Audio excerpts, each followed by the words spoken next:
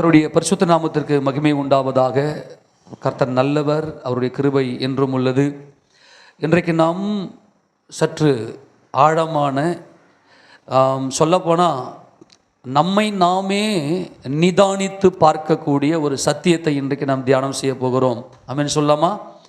உண்மையிலே எத்தனை பேர் இயேசு கிறிஸ்தியன் வாழ்க்கையில் எழுத்தின்படியே இந்த உலகத்தில் நன்மைகளை செய்திருக்கிறார்னு விசுவாசிக்கிறீங்க? ஆமென் சொல்லாமா?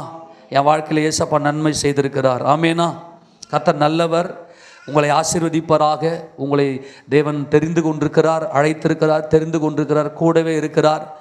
அவர் நம்முடைய வாழ்க்கையில் நன்மை செய்கிறவர் என்பதை உங்களுக்கு வெளிப்படுத்தி இருக்கிறார். ஆமேன் சொல்லுவோமா? அதனால் கர்த்தருடைய பரிசுத்த நாமத்தை நான் என்றென்றைக்கும் ஸ்தோத்தரிக்கிறேன். அவருடைய பரிசுத்த நாமம் மகிமைப்படுவதாக. இன்றைக்கு ஆண்டவர் நம்மிடத்தில் என்ன எதிர்பார்க்கிறார்? ஆண்டவர் நம்மகிட்ட எதை கேட்கிறார்?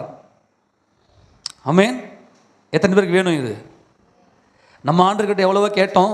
என் வாழ்க்கையில் நன்மை செய்தாலும் கையெல்லாம் தூக்குனீங்க. கர்த்தர் உங்களை ஆசீர்வதிப்பாராக. தொடர்ந்து கர்த்தர் உங்கள் வாழ்க்கையில் இரக்கம் பாராட்டுவாராக.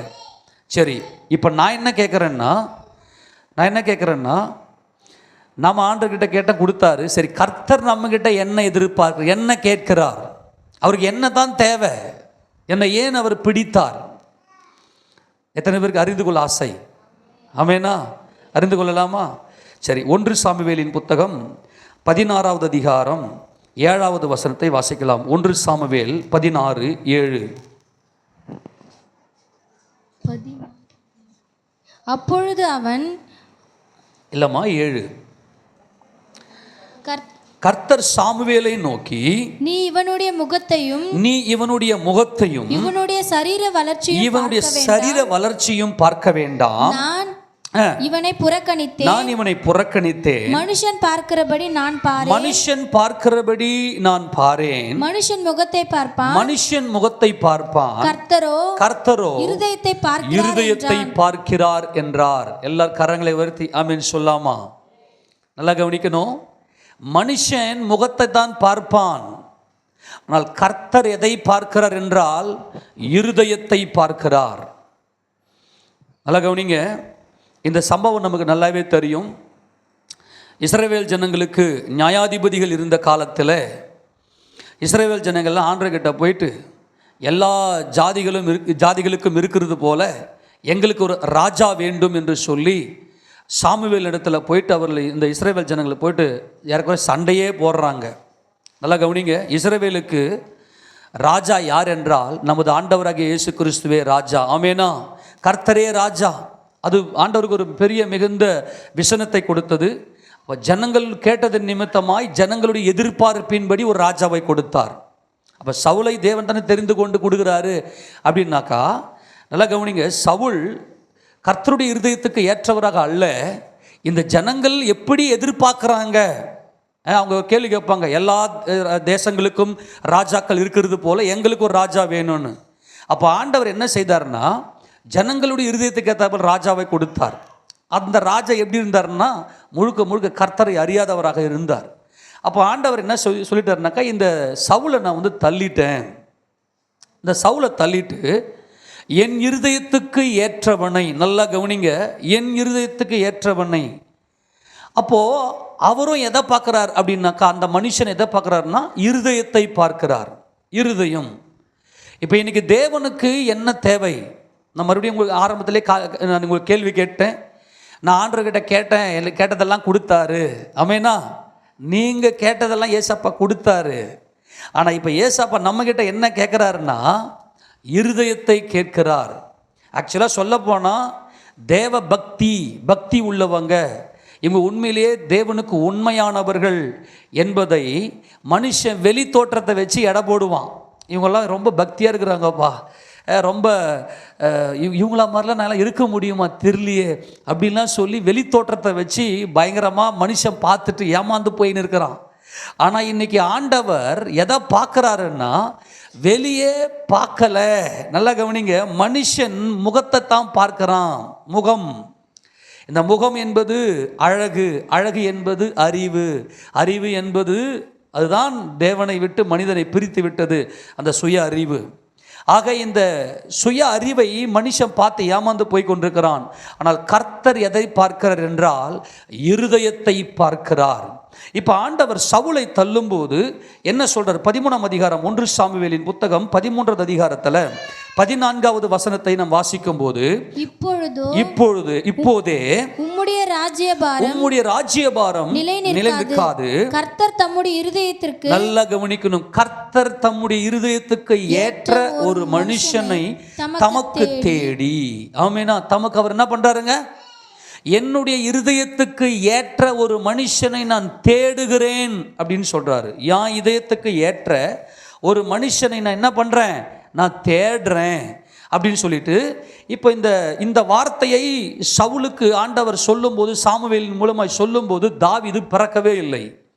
ஆமெனா, இதை நல்லா கணக்கு பண்ணிலாம் பார்த்தோம்னாக்கா தாவீது அப்போ பிறக்கவே இல்லை. ஆனால் தாவீது பிறந்து இப்போ ஏறக்குறைய ஒரு 17 வயது, ஏறக்குறைய ஒரு டீனேஜ் பாய் இப்போ அவர் இருக்கிறாரு. அந்த நேரத்தில் ஆண்டவர் என்ன செய்கிறாருன்னா, சாமுவேல் மூலமாக சொல்லி சவுலை தள்ளிவிட்டேன். இப்போ சவுலுக்காக இவர் சாமுவேல் துக்கப்பட்டு கொண்டிருந்தார்.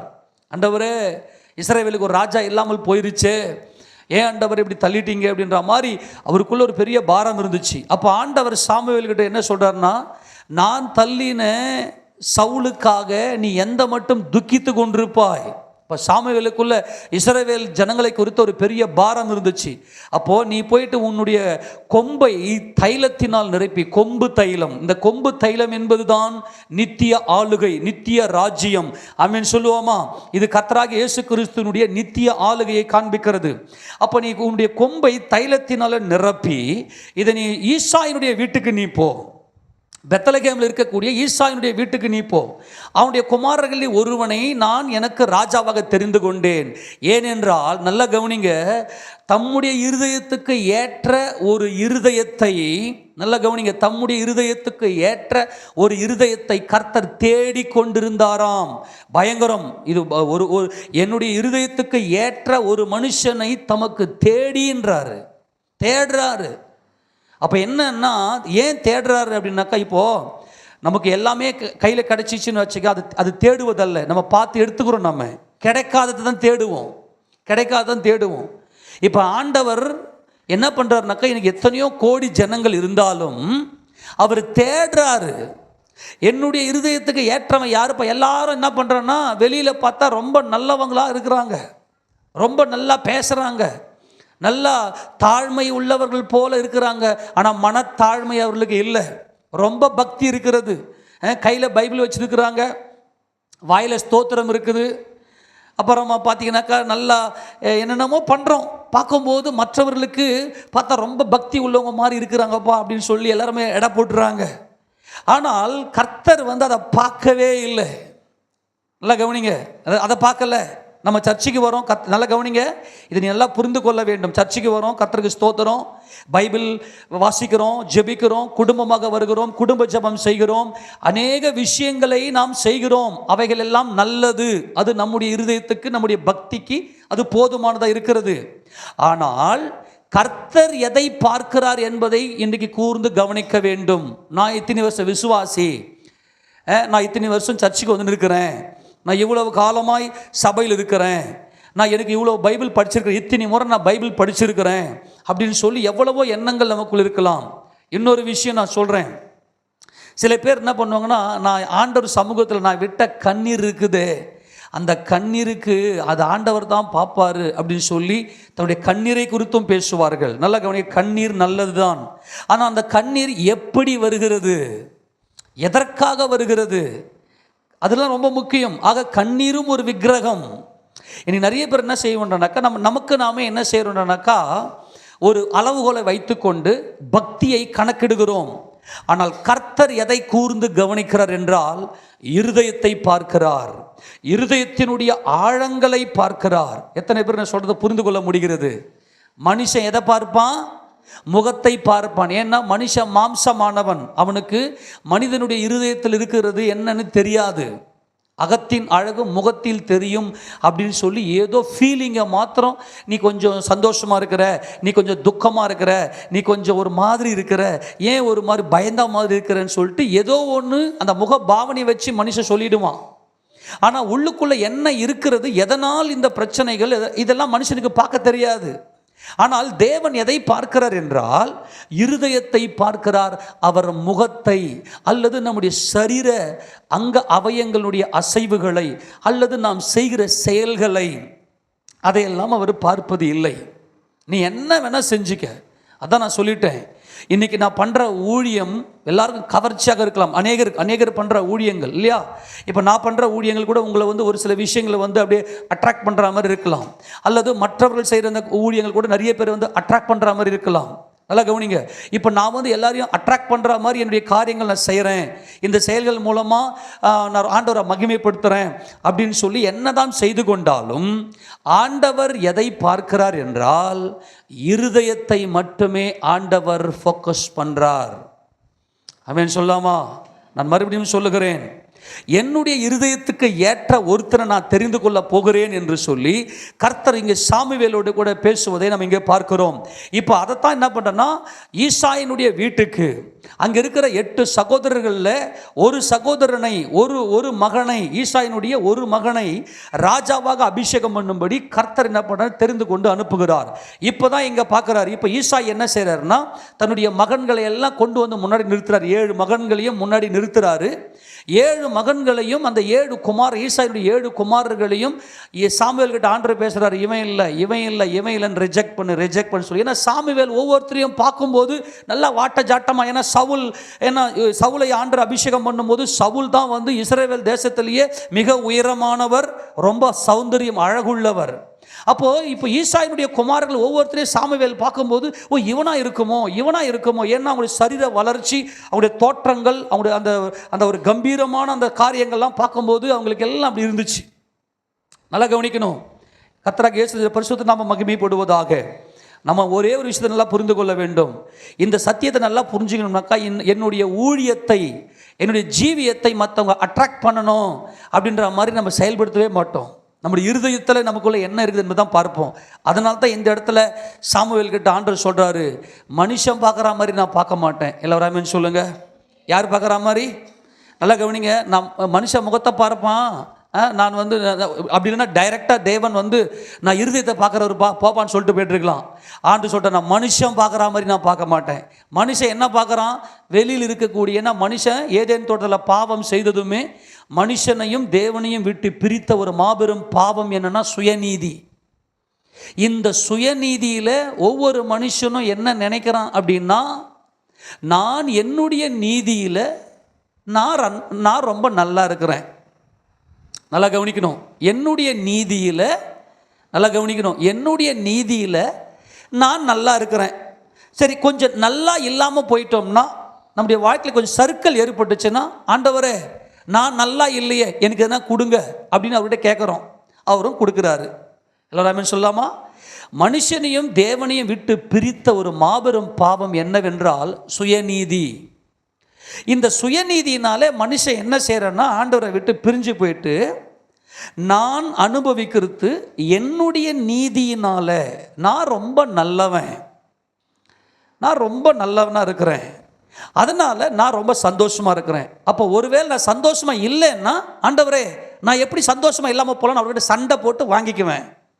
அவரும் நீ கேட்குறன்னு கொடுத்துருவார். கர்த்தருடைய பரிசுத்த ஸ்தோத்திரம். ஆனால் அவருடைய ராஜ்யத்துக்கு, அவருடைய சமூகத்துக்கு, அவருடைய நித்திய வாழ்க்கைக்கு, அவருடைய நித்திய ராஜ்யத்துக்கு அவர் எதை பார்க்கிறார் என்றால் இருதயத்தை பார்க்கிறார். எல்லாரும் சொல்லுங்க பார்க்கலாம். நான் என்ன கேள்வி கேட்குறேன்னா, தாவீது கிட்ட அப்படி என்னத்தை பார்த்தாரு? இதான் இன்னைக்கு கேள்வி. தாவீது ராஜாவாக அபிஷேகம் பண்ண சொல்லும்போது ஈசாயினுடைய வீட்டிலேயே இல்லை, அவர் ஆடு மேய்ச்சின்னு இருக்கிறாரு. நல்லா கவனிங்க, ரொம்ப முக்கியம். எத்தனை பேருடைய இருதயம் இன்னைக்கு தேவனை நோக்கி பார்க்கிறது. அப்போ இங்கே தாவீது ஆடு மேய்த்து கொண்டிருந்த வேளையில் தேவனை பாடி துதித்து ஆராதித்து அவர் சமூகத்தில் தேவனுடைய பிரசன்னத்துக்குள்ளே நிலைத்திருக்கிற இந்த தாவீதை ஆண்டவர் அழைத்து கொண்டு வர சொல்லுகிறார். தாவீது ஈசானுடைய வீட்டுக்கு வந்ததும் ஆண்டவர் சொல்கிறார், இவனை அபிஷேகம் பண்ணு அப்படின்னு சொல்லி இங்கே தாவீதை குறித்து இங்கே சொல்கிறாருங்க. அங்கே வந்ததும் என்ன நடந்துச்சு அப்படின்னு சொன்னாக்கா, வாசிங்க பார்க்கலாம். 12ஆம் வசனம் 16, 12 வாசிங்க பார்க்கலாம். ஆள் அனுப்பி அவனை அழைப்பித்தான். அவன் சிவந்த மேனியும், நல்லா கவனிக்கணும், அவன் சிவந்த மேனியும் அழகிய கண்களும் நல்ல ரூபம் உள்ளவனமாய் இருந்தான். அப்பொழுது கர்த்தர், இவன்தான், நீ எழுந்து இவனை அபிஷேகம் பண்ணு என்றார். எல்லாரும் சொல்லுங்க பார்க்கலாம். என்ன சொல்றாரு? இப்போ மனுஷன் பார்க்குற மாதிரி நான் பார்க்க மாட்டேன்னு சொன்னாரு. ஆனால் இந்த இடத்துல இப்போ மனுஷன் எதை பார்க்குறான்? வெளி தோற்றத்தை தான் பார்க்குறான். இப்போ நம்மில் பார்த்தீங்கன்னாக்கா நல்லா ஒயிட் அண்ட் ஒயிட் போட்டுக்குவோம். சகோதரிகள்லாம் நகையெல்லாம் எடுத்துகிட்டு இருப்போம். அப்புறமா பார்த்தீங்கன்னா நல்லா ஒயிட் சாரீ கட்டின்னு இருப்பாங்க. நல்லா கையை தட்டி பாட்டு பாடுவாங்க. அப்புறமா வாயை திறந்தாவே நல்லா ஸ்தோத்திரம், அப்படி இப்படி பக்தியை பற்றி பயங்கரமாக எடுத்து பேசுவாங்க. இதெல்லாம் பார்க்கும்போது எல்லாருக்குமே பயங்கர அட்ராக்ஷனாக இருக்கும். நம்ம என்ன நினச்சிட்டோம்னாக்கா, ஆஹா இன்றைக்கி நல்ல ஒரு சீன் போட்டு வந்துட்டோம், நம்முடைய பக்தி எல்லாம் பரவசமாக எல்லாருக்கும் போயிருச்சு அப்படின்ற மாதிரி வந்துட்டு இருப்போம். கண்டிப்பாக அது பரலோகமே போகாது. தேவ சமூகத்தில் தேவன் நம்மக்கிட்ட கேட்குற ஒரே ஒரு கேள்வி, இருதயம். இந்த இருதயம் எப்படிப்பட்டது அப்படின்னு சொல்லி இங்கே தாவீதை குறித்து சொல்லப்பட்டது என்றால், இப்போ ஆண்டவருடைய பரிசுத்த ஆவியானவர் சொல்கிறாரு, அவன் சிவந்த மேனி, அழகிய கண்கள், நல்ல ரூபம். அப்போ இது என்னத்தை காட்டுகிறது? இது முழுக்க உள்ளான மனுஷனுடைய காரியத்தை கர்த்தர் வெளியே காண்பிக்கிறார். நம்முடைய ஆண்டவர் இதெல்லாம் புரிந்து கொள்ள வேண்டும். மற்ற 7 பேரையும் மனுஷன் பார்க்குற மாதிரி நான் பார்க்கலன்னு சொல்லிட்டாரு. இப்போ தாவீது வருகிறார். தாவீதை பார்த்ததுமே தாவீதை குறித்தும் அப்படி தான் சொல்லப்பட்டிருக்கிறது. என்னது? சிவந்த மேனி, அழகிய கண்கள், நல்ல ரூபம். நல்லா கவனிக்கணும். மற்ற யாவரிடத்திலுமே பார்க்காத ஒரு காரியத்தை ஆண்டவர் தாவீதினிடத்திலே மாத்திரம் பார்த்திருக்கிறார். அப்ப தாவீது கிட்ட அவர் என்னத்தை பார்த்தார்? எல்லாரும் சொல்லாமா? தாவீது கிட்ட ஆண்டவர் என்னத்தை தான் பார்த்துட்டாரு? இவன் என் இருதயத்துக்கு ஏற்றவன், இவன் நான் செய்கிறபடி நான் சொல்கிறபடியெல்லாம் இவன் செய்து என் காரியங்கள் எல்லாம் செய்து முடிப்பான் அப்படின்னு சொல்லி வைத்து வாசிங்க பார்க்கலாம். அப்போஸ்தலர் நடபடிகள் புத்தகம் 13ஆம் அதிகாரத்தில் 22வது வசனத்தில் அங்கே அங்கே பேதுரு ஒரு நல்ல ஒரு ஜபத்தை இங்கே ஒரு பிரசங்கத்தை ஒன்று பண்ணுவார் இல்லையா? எடுத்து வாசிங்க பார்க்கலாம். அப்போஸ்தலர் பவுல் எடுத்து வாசிங்க 22. பின்பு அவர் அவனை தள்ளி தாவீதை அவர்களுக்கு ராஜாவாக ஏற்படுத்தி ஈசாயின் குமாரனாகிய தாவீதை என் இருதயத்துக்கு ஏற்றவனாக கண்டேன், எனக்கு சித்தமானவைகள் எல்லாம் அவன் செய்வான் என்று அவனை குறித்து சாட்சியும் கொடுத்தார். நல்லா கவனிங்க. அவர் தேடுறாரு, யார் என் சித்தம் செய்வான் அப்படின்னு சொல்லி தேவன் தேடுறாரு. தேடனா ஒரே ஒரு இருதயம் மாத்திரம். நல்லா கவனிக்கணும், ஒரே ஒரு இருதயம் மாத்திரம் அதாவது தேவனை கவர்ந்து இழுத்தது, கர்த்தராகிய இயேசு கிறிஸ்துவை கவர்ந்து இழுத்தது. அந்த இருதயம் யார் என்றால் தாவீது. நான் எப்போ சொல்கிறேன், ஏற்கனவே நம்ம ஜனங்களுக்கு ஏற்ற மாதிரி தான் நம்ம நடந்து கொண்டோம், நல்லவன் மாதிரி தான் நடந்து கொண்டோம். வெளியே உலகத்தில் ரட்சிக்கப்பட்டதுக்கு முன்னாடி கூட. இப்போ ரட்சிக்கப்பட்டு உள்ளே வந்துட்ட பிற்பாடும் ஜனங்கள் அட்ராக்ட் பண்ணுற மாதிரி நம்முடைய பக்தியை எப்படி காட்டுறோம்னா, ஜனங்கள் அட்ராக்ட் பண்ணுற மாதிரி காட்டிட்டு அதில் திருப்தி அடைந்து கொள்ளுகிறோம். ஆனால் தேவன் எதை பார்க்கிறார் என்றால், நம்முடைய இருதயம் அவருக்கு பிரத்யட்சமாக இருக்கிறது. நம்முடைய இருதயம் பிரத்யட்சமாக இருக்கிறது. சங்கீத புத்தகத்தை ஒரு வசனத்தை வாசிங்க பார்க்கலாம். 7ஆம் சங்கீதத்தில் எதை அவர் பார்க்கிறார் என்பதை குறித்து 7ஆம் சங்கீதம் 9வது வசனத்தை வாசிங்க பார்க்கலாம். துன்மார்கருடைய பொல்லாங்கை ஒழிய பண்ணும் நீதிமானை ஸ்திரப்படுத்துவீராக. நீதி உள்ளவராய் இருக்கிற தேவரீர் இருதயங்களையும் உள்ளிந்திரியங்களையும் சோதித்து அறிகிறவர். எல்லாரும் சொல்லுங்க. உள்ளிந்திரியங்களையும் இருதயத்தையும் அவர் என்ன செய்யறாரா? சோதித்தறிகிறார். அதனால தான் உங்களுக்கு அன்பாய் சொல்லுங்க, இந்த கான்செப்ட் தேவன் எதை பார்க்கிறார் என்பதை நீங்க புரிஞ்சுக்கினீங்கன்னா நீங்க என்ன செய்வீங்கன்னா, உங்களால ஃப்ரீயா பேசவே முடியாது. உங்க பேச்சு அப்படியே ஸ்டாப் ஆயிட்டு இருக்கும். என்கிட்ட தேவன் என்ன எதிர்பார்க்கிறார்? என் உள் இந்திரியங்களையும் என் இருதயத்தையும் சோதிக்கிறார். நல்லா கவனிங்க, சோதிக்கிறார். நீதிமானை சோதித்து அறிகிற தேவன் நம்முடைய தேவன். அப்போ தாவீதுனுடைய இருதயத்தை பார்க்கிறார், எல்லாரும் இருதயத்தையும் பார்க்கிறார். தாவீதை பார்த்தா தாவீதுடைய இருதயம் மாத்திரம் கர்த்தராகிய இயேசு கிறிஸ்துவை, கர்த்தரை அப்படி அட்ராக்ட் பண்ணி இழுக்குது. ஏனென்றால் இந்த பூமியில தேவ சித்தம் செய்வதற்கு ஒரு மனிதன் தேவை. ஒரு மனிதன் அல்ல, அநேக ஜனங்கள் தேவனை அறிந்து கொண்டு தேவனுடைய சித்தத்தை இந்த பூமியில செய்வதற்கு, நீதி உள்ள ஒரு வாழ்க்கை வாழ்வதற்கு தேவனுக்கு ஆட்கள் தேவை. தேவனுக்கு ஆட்கள் தேவை. அப்போ தேவ சித்தம் செய்வதற்கு ஏற்ற இருதயம், அந்த இருதயத்தை தான் தேடுறாரு. தேவ சித்தம் செய்வதற்கு ஏற்ற இருதயம், அந்த ஏற்ற இருதயம் என்ன? இப்போ சவுலை தள்ளிட்டு தாவீதை ராஜாவாக வைத்து என் ஜனத்தின் மேல் உன்னை அதிபதியாக வைக்கிறேன், அப்போ என் சித்தம் நீ செய்யறதுக்கு நீ பர்ஃபெக்டா இருக்கிற. எத்தனை சொல்றது புரியுது? அப்ப தாவீதுக்குள்ள என்னத்தை பார்த்தார்? தாவீதுக்குள்ள எண்ணத்தை பார்த்தார். இப்போ அதான் கேள்வி. நான் இன்னும் விஷயத்துக்கே வரல, உங்களுக்கு ஹைலைட்டே சொல்லிருக்கிற. தாவீதுக்குள்ள அப்படி என்னத்தை பார்த்தார்? சவுலை தள்ளும் போதே சொல்லிட்டார் நான் தேடிங்கிறேன்னு. அப்பனா யாருமே சவுல் வரைக்கும் யாருமே இல்லை, சூட்டபிளா இல்லை. அப்போ தாவீது கிட்ட மாத்திரம் எண்ணத்தை பார்த்தார். என்ன? அவர் உள்ளிந்திரியங்களை சோதித்து அறிகிற தேவனா இருக்கிறார். நீங்க சங்கீத புத்தகத்தில் மாத்திரம் பார்த்தா இருதயத்தை பற்றி பயங்கரமா இருக்கும். ஏன்னா எல்லாம் வல்ல தேவன், சர்வத்தையும் உண்டாக்கின சர்வ வல்லமையுள்ள தேவன் நம்முடைய இருதயத்தை உருவாக்கி அதை அவர் உருவாக்கினார் இல்லையா? அவருக்கு நல்லா தெரியும் நம்முடைய இருதயத்தில் எப்படிப்பட்ட எண்ணங்கள் இருக்குதுன்னு. ஆனால் நமக்கு தேவன் சுயாதீன சித்தத்தை கொடுத்திருக்கிறார். அவர் கட்டாயப்படுத்த மாட்டார். நாமளே அவரோடு கூட இசைந்து அவரோடு கூட பழகி அவருடைய சித்தத்தை அறிந்தவர்களாய் நம்முடைய இருதயத்தை அவருக்கு ஒப்பு கொடுக்க வேண்டும். அவர் கேட்கறது நம்முடைய இருதயம். 31ஆம் சங்கீதத்தில் நல்லா திருப்பிக் கொள்ளுங்க அந்த வசனத்தில். 33ஆம் சங்கீதம் 15வது வசனம். 33ஆம் சங்கீதம் 15வது வசனம். அவர்களுடைய இருதயங்களை எல்லாம் அவர் உருவாக்கி அவர்கள் செய்கைகளை எல்லாம் கவனித்திருக்கிறார். எல்லாரும் சொல்லுங்க. நம்முடைய இருதயங்களை யார் உருவாக்கணும் தான்?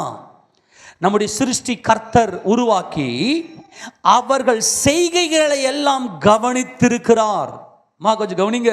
நம்ம செய்கிற ஒவ்வொரு செயலையும் அவர் கவனிக்கிறார். அவர் வாட்ச் பண்றார்.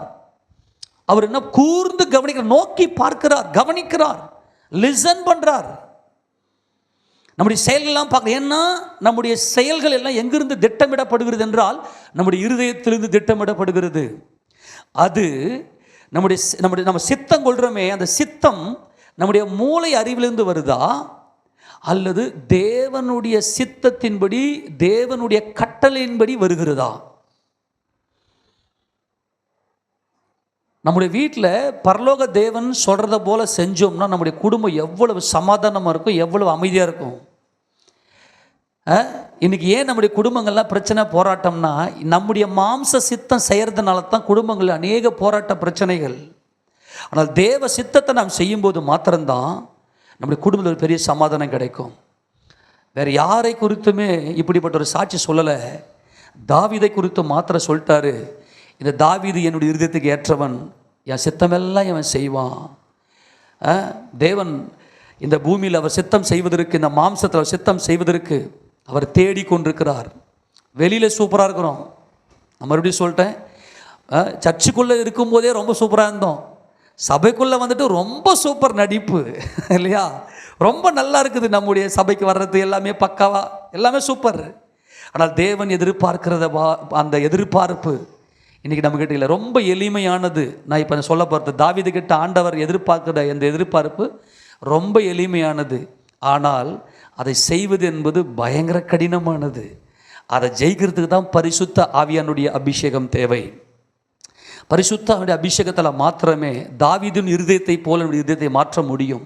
ஏனென்றால் இருதயம் எப்படிப்பட்டது தெரியுமா? எடுத்து வாசிங்க. எரேமியா 17வது அதிகாரத்தில் நம்முடைய இருதயம் எப்படிப்பட்டது? என்ன? மனுஷன் கபடு நிறைந்தவன், பாவம் செய்த போது, ஆனால் கர்த்தர் எல்லாவற்றையும் மாற்றி விட்டார். எல்லாரும் சொல்லாமா? கர்த்தர் தம்முடைய பரிசுத்த ஆவியினாலே எல்லாவற்றையும் மாற்றி விட்டார். வாசிங்க பார்க்கலாம். 9வது வசனம் 17:9. எல்லாவற்றை பார்க்கிலும் இருதயமே திருக்குள்ளதும் மகா கேடுள்ளதுமாய் இருக்கிறது. நல்லா கவனிங்க. எல்லாவற்றை பார்க்கிலும் இதன் அர்த்தம் என்ன தெரியுமா? நான் சிருஷ்டித்த எல்லா சிருஷ்டிப்பை விட, எல்லா சிருஷ்டிப்பை கம்பேர் பண்ணி பார்க்குறேன்பா. உன் இருதயம் இருக்க, உன் அந்தரங்கம் இருக்க, நீ உன்னுடைய செயல்கள் திட்டமிடப்படுகிறது, நீ திட்டமிடுறியே. ஆண்டவர் பார்க்குறாரு, நான் சிருஷ்டித்த எல்லா சிருஷ்டிப்புலையுமே இந்த இருதயம் மாத்திரம்தான் திருக்குள்ளதும் கேடுள்ளதும். இந்த திருக்குள்ளது அப்படின்னா எப்படிப்பட்டதுன்னாக்கா வஞ்சகம். இதனுடைய மூல பாஷை எபிரேய பாஷையில் பார்த்தீங்கன்னாக்கா அகோவ். அகோவ், யாக்கோவ் இருக்கார் இல்லையா? யாக்கோவ் என்னது? எத்தனை இல்லையா? இது யாக்கோவ் அல்ல, ஆக்கோவ். ஐன் கோவ் பெய்த் இருக்கும், வெய்த், அதாவது பெய்த். ஆக்கோவ் அதாவது திருக்குள்ளது, வஞ்சகம், டிசீவ். அது நம்முடைய இருதயம் எப்படிப்பட்டதுனாக்கா வஞ்சிக்கக்கூடியதாக இருக்கிறது. நம்முடைய இருதயமே எப்படி இருக்குனாக்கா மற்றவர்களை ஏமாற்றக்கூடிய அளவில் தான் இருக்குது, வஞ்சகம், அக்கோவ். அப்புறம் கேடுள்ளது அப்படின்னு சொன்னால் என்ன அர்த்தம்னாக்கா ஆனஷ் அப்படின்ற அந்த எபிரேய பதம் ஆனஷ். இது பார்த்தா அதாவது சிக்னஸ்ஸாக, வீக்னஸ்ஸாக இருக்குது. சிக்னஸ் அதாவது நோய் பிடிச்சிருக்கு, நோய் பிடிச்சிருக்கு. நல்லா கவனிங்க, வஞ்சகமாக இருக்கிறது, நோய் பிடிச்சிருக்குது. இதிலிருந்து ரிலீஃப் கொடுக்கிறவர் தான் நம்முடைய தேவன். ஆமேனா? இந்த வஞ்சகத்திலிருந்தும் இந்த பலவீனத்தில், இருதய பலவீனத்திலிருந்தும் நமக்கு விடுதலையை கொடுத்து நம்மை உயர்த்துகிறவர் தான் தேவன். அது தேவனுடைய வார்த்தையினால் மட்டும்தான், தேவனுடைய வார்த்தையினுடைய வல்லமையை நாம் தியானிக்கும் போது மட்டும்தான் இந்த ரகசியம் நமக்குள்ளே வெளிப்படும். நல்லா புரிஞ்சுக்கணும். தொடர்ந்து வாசிக்கும் போது வாசிங்க. அதை அறியத்தக்கவன் யார்? கர்த்தராகிய நானே ஒவ்வொருவனுக்கும் அவன். கவனிங்க, அதை அறியத்தக்கவன் மனுஷன் எதை பார்க்கறான்? சொல்லுங்க, மனுஷன் எதை பார்க்கறான்? இருதயத்தை பார்க்க முடியாது. வெளியே நம்பி ஏமாந்து உட்காந்துங்கிறான் ஒவ்வொரு மனுஷனும். உள்ள இருக்கிறத மாத்திரம் நமக்கு அறிஞ்சுக்கிட்டோம்னா ஒரு மனுஷனும் ஒருத்தவங்க கூட பேசவே முடியாது, தெரியுமா? அவ்வளோ வஞ்சகம் உள்ள, இல்லையா? உண்மையா இல்லையா? இருதயத்தில் இருக்கிறத மாத்திரம் நம்ம ஸ்கேன் பண்ணி நீ என்ன நினைக்கிற நீ தெரியும்னு சொல்லிட்டு வந்தாக்கன்னா அவன் ஒருத்தருமே நிற்க முடியாது. அவங்களுக்கு கண்ணை பார்த்தே ஸ்கேன் பண்ணிடலாம். அடா வஞ்சகனே. அதே சமயம் பயங்கர பலவீனமானது, மாம்சீகத்தில் பயங்கர பலவீனம் ஏற்பட்டு அப்படியே விழுந்து போயிடும். அப்படியே உடனடியே மாம்சத்தை அப்படியே கவ்விக்கொள்ளும், அவ்வளோ பலவீனமானது. இதை அறியத்தக்கவன் யாரா அப்படின்னு ஒரு கேள்வி கேட்குறாரு. அப்போ நான் என்ன, ஆண்டவர் என்ன சொல்கிறாருனாக்கா, நீங்கள் அமைதியாக இருந்துட்டு உன் இருதயத்தை மட்டும் எனக்கு கொடுத்துட்டு போய் யாரை பற்றியும் நீ எந்த ரிசல்ட்டும் கொடுக்காத. ஆமேனா? நீ நல்லவன் கெட்டவன் அப்படிலாம் சொல்லாத. தேவன் படைத்த என் சகோதர சகோதரிகள் கர்த்தருக்கு ஸ்தோத்திரம் சொல்லிட்டு நல்லா அமைதியோடு சமாதானத்தோடு இருந்து கொள் என்று கர்த்தர் சொல்லுகிறார். அடுத்த வசனம், 10ஆம் வசனம். கர்த்தராகிய நானே ஒவ்வொருவனுக்கும் அவனவன் வழிகளுக்கும் செய்கைகளின் பலன்களுக்கும் தக்கதை கொடுக்கும்படிக்கு. நல்லா கவனிங்க, நீ என்னென்னலாம் செஞ்சியோ அதுக்கான பலனை கொடுக்க போகிறார். கரங்களை வைத்து சொல்லுவாமா? எத்தனை பேருக்கு மரணத்தை சந்திக்கிறதுக்கெல்லாம் ஆசைலாம் தெரியாது. ஆனால் ஒவ்வொருவரும் என்ன பண்ணணும் தெரியுமா? மரணம் என்பது கிறிஸ்தவர்களுக்கு ஒரு பெரிய சந்தோஷமானது. அது ஆவியுடைய முதிர்ச்சி இருக்கிறவங்களுக்கு, எங்கள் ஏசப்பா நான் பார்க்க போகிறேன், ஆமேனா, எனக்கு ஒரு பலன் கொடுக்க போகிறார். ஆமேன். எதை வச்சு? நீ மாம்சத்தில் என்ன பண்ண அது அல்ல, உன் இருதயம். அதை தான் இங்கே சொல்ல வர்றாரு. இங்கே உன் இருதயம், இங்கே உன்னுடைய இருதயத்தில் இங்கே வழிகள் இங்கே தான் பிறக்குது. இங்கிருந்து தான் முழுக்க முழுக்க நம்ம மாம்சம் நல்லா கவனிங்க, மாம்சம் நம்மளை அடிமைப்படுத்தி வச்சிருச்சு. இதை ஜெயிச்சு கர்த்தரோடு கூட உறவாடும் போது, இந்த மாம்சத்தை ஜெயிச்சு நம்ம கர்த்தரோடு கூட உறவாடும் போது நம்முடைய இருதயத்துக்குள்ள எண்ணங்கள் எல்லாம் தூய்மையானதாக நீதி உள்ளதாக இருக்கும். ஆக அந்த நீதிக்கு தான் தேவன் பலன் கொடுக்க போகிறார். ஆமென் சொல்லாமா? அது நித்திய காலமாய் நாம் அவரோடு கூட இருக்க போவதற்கு தேவன் நமக்கு பலன் கொடுக்க போகிறார். இந்த பூமியில் நம்ம வாழ்ந்த வாழ்க்கைக்கு கண்டிப்பாக தேவன் பலன் கொடுக்க போகிறார். எத்தனை பேர் சந்தோஷமாக இருக்குது? நம்மளால் நீதியாக வாழ முடியாது, கர்த்தர் நமக்கு உதவி செய்து கொண்டிருக்கிறார். ஆமேன் சொல்லாமா? முன்னாடி விக்கிரகத்தை ஆராதனை பண்ணின்னு இருந்தோம், இப்போல்லாம் விக்கிரகத்தை விட்டுட்டோம். எத்தனை பேர் கை ஊற்றி ஆமேன் சொல்ல முடியும்? ஆமேன். கர்த்தர் உங்களுக்கு பலன் கொடுப்பாராக. இயேசுராஜாவை மெய்யானது ஆராதனை செய்து கொண்டிருக்கிறீர்கள். முன்னெல்லாம் பொய் பேசுவீங்க, இப்போல்லாம் பயம். ஆமேனா? ஐயோயோ பொய் பேசக்கூடாது. முன்னாடிலாம் அசிங்கமாக பேசுவீங்க, இப்போ எல்லாம் ஐயோயோ அசிங்கமாக பேசக்கூடாது. மனுஷர் பேசுகிற வீணான வார்த்தையில் யாவையும் குறித்து நியாய தீர்ப்பில் கணக்கு கொடுக்கணும். அப்போ அதுக்கும் பயம். அப்போ தேவன் நமக்குள்ள அந்த நீதியை கொடுக்கிறார். ஏசப்பா வரப்போறாரு, சீக்கிரமாக நமக்கு பிரதிபலனை கொடுக்க போகிறார். ஆமேன். அதற்காக அவர் என்ன செய்கிறாராம்? இருதயத்தை ஆராய்கிறவரும் உள்ளிந்திரியங்களை சோதித்து அறிகிறவருமாய். நல்ல கவனி, சோதித்து சொல்லுங்க, சோதித்து, நல்ல கவனி, சோதித்து அறிகிறவர். எல்லாரும் சொல்ல, சோதித்து அறிகிறவர். அதான் நான் விஷயத்துக்கு வந்துடுறேன். தாவீதினுடைய இருதயத்தை மாத்திரம் கர்த்தர் எப்படி கண்டுபிடிச்சாரு? தாவீது மாத்திரம் என் இருதயத்துக்கு ஏற்றவன் அப்படின்னு எப்படி கண்டுபிடிச்சாரு அப்படின்னா, தாவீது பூரணமா இயேசு ராஜாவை நம்பினார். என்ன நம்பினார்? சர்வ வல்லவரே. மனுஷன் பாவத்தில் விழுந்து விட்டான். மனுஷன் ஒரு பாவியாக இருக்கிறான். தேவனுக்கு முன்பதாக மனுஷன் பாவியாக இருக்கிறான். அவன் ஒவ்வொரு நாளும் அவனுடைய இருதயத்துக்குள் பொல்லாத நினைவுகள் வெளியே வந்து கொண்டிருக்கிறது. மனுஷன் பாவம் செய்து தேவ மகிமை அற்றவனாகி விட்டான். ஒரு நன்மையை அனுபவிக்கிறதுக்கு இந்த பூமியில் அவனுக்கு அதிகாரம் கிடையாது. எல்லாம் உங்க கிருபைப்பா, அவ்வளவுதான். ஏசப்பா, எல்லாம் உங்க கிருபைப்பா.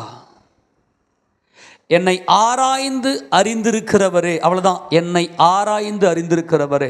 நல்லா கவனிங்க.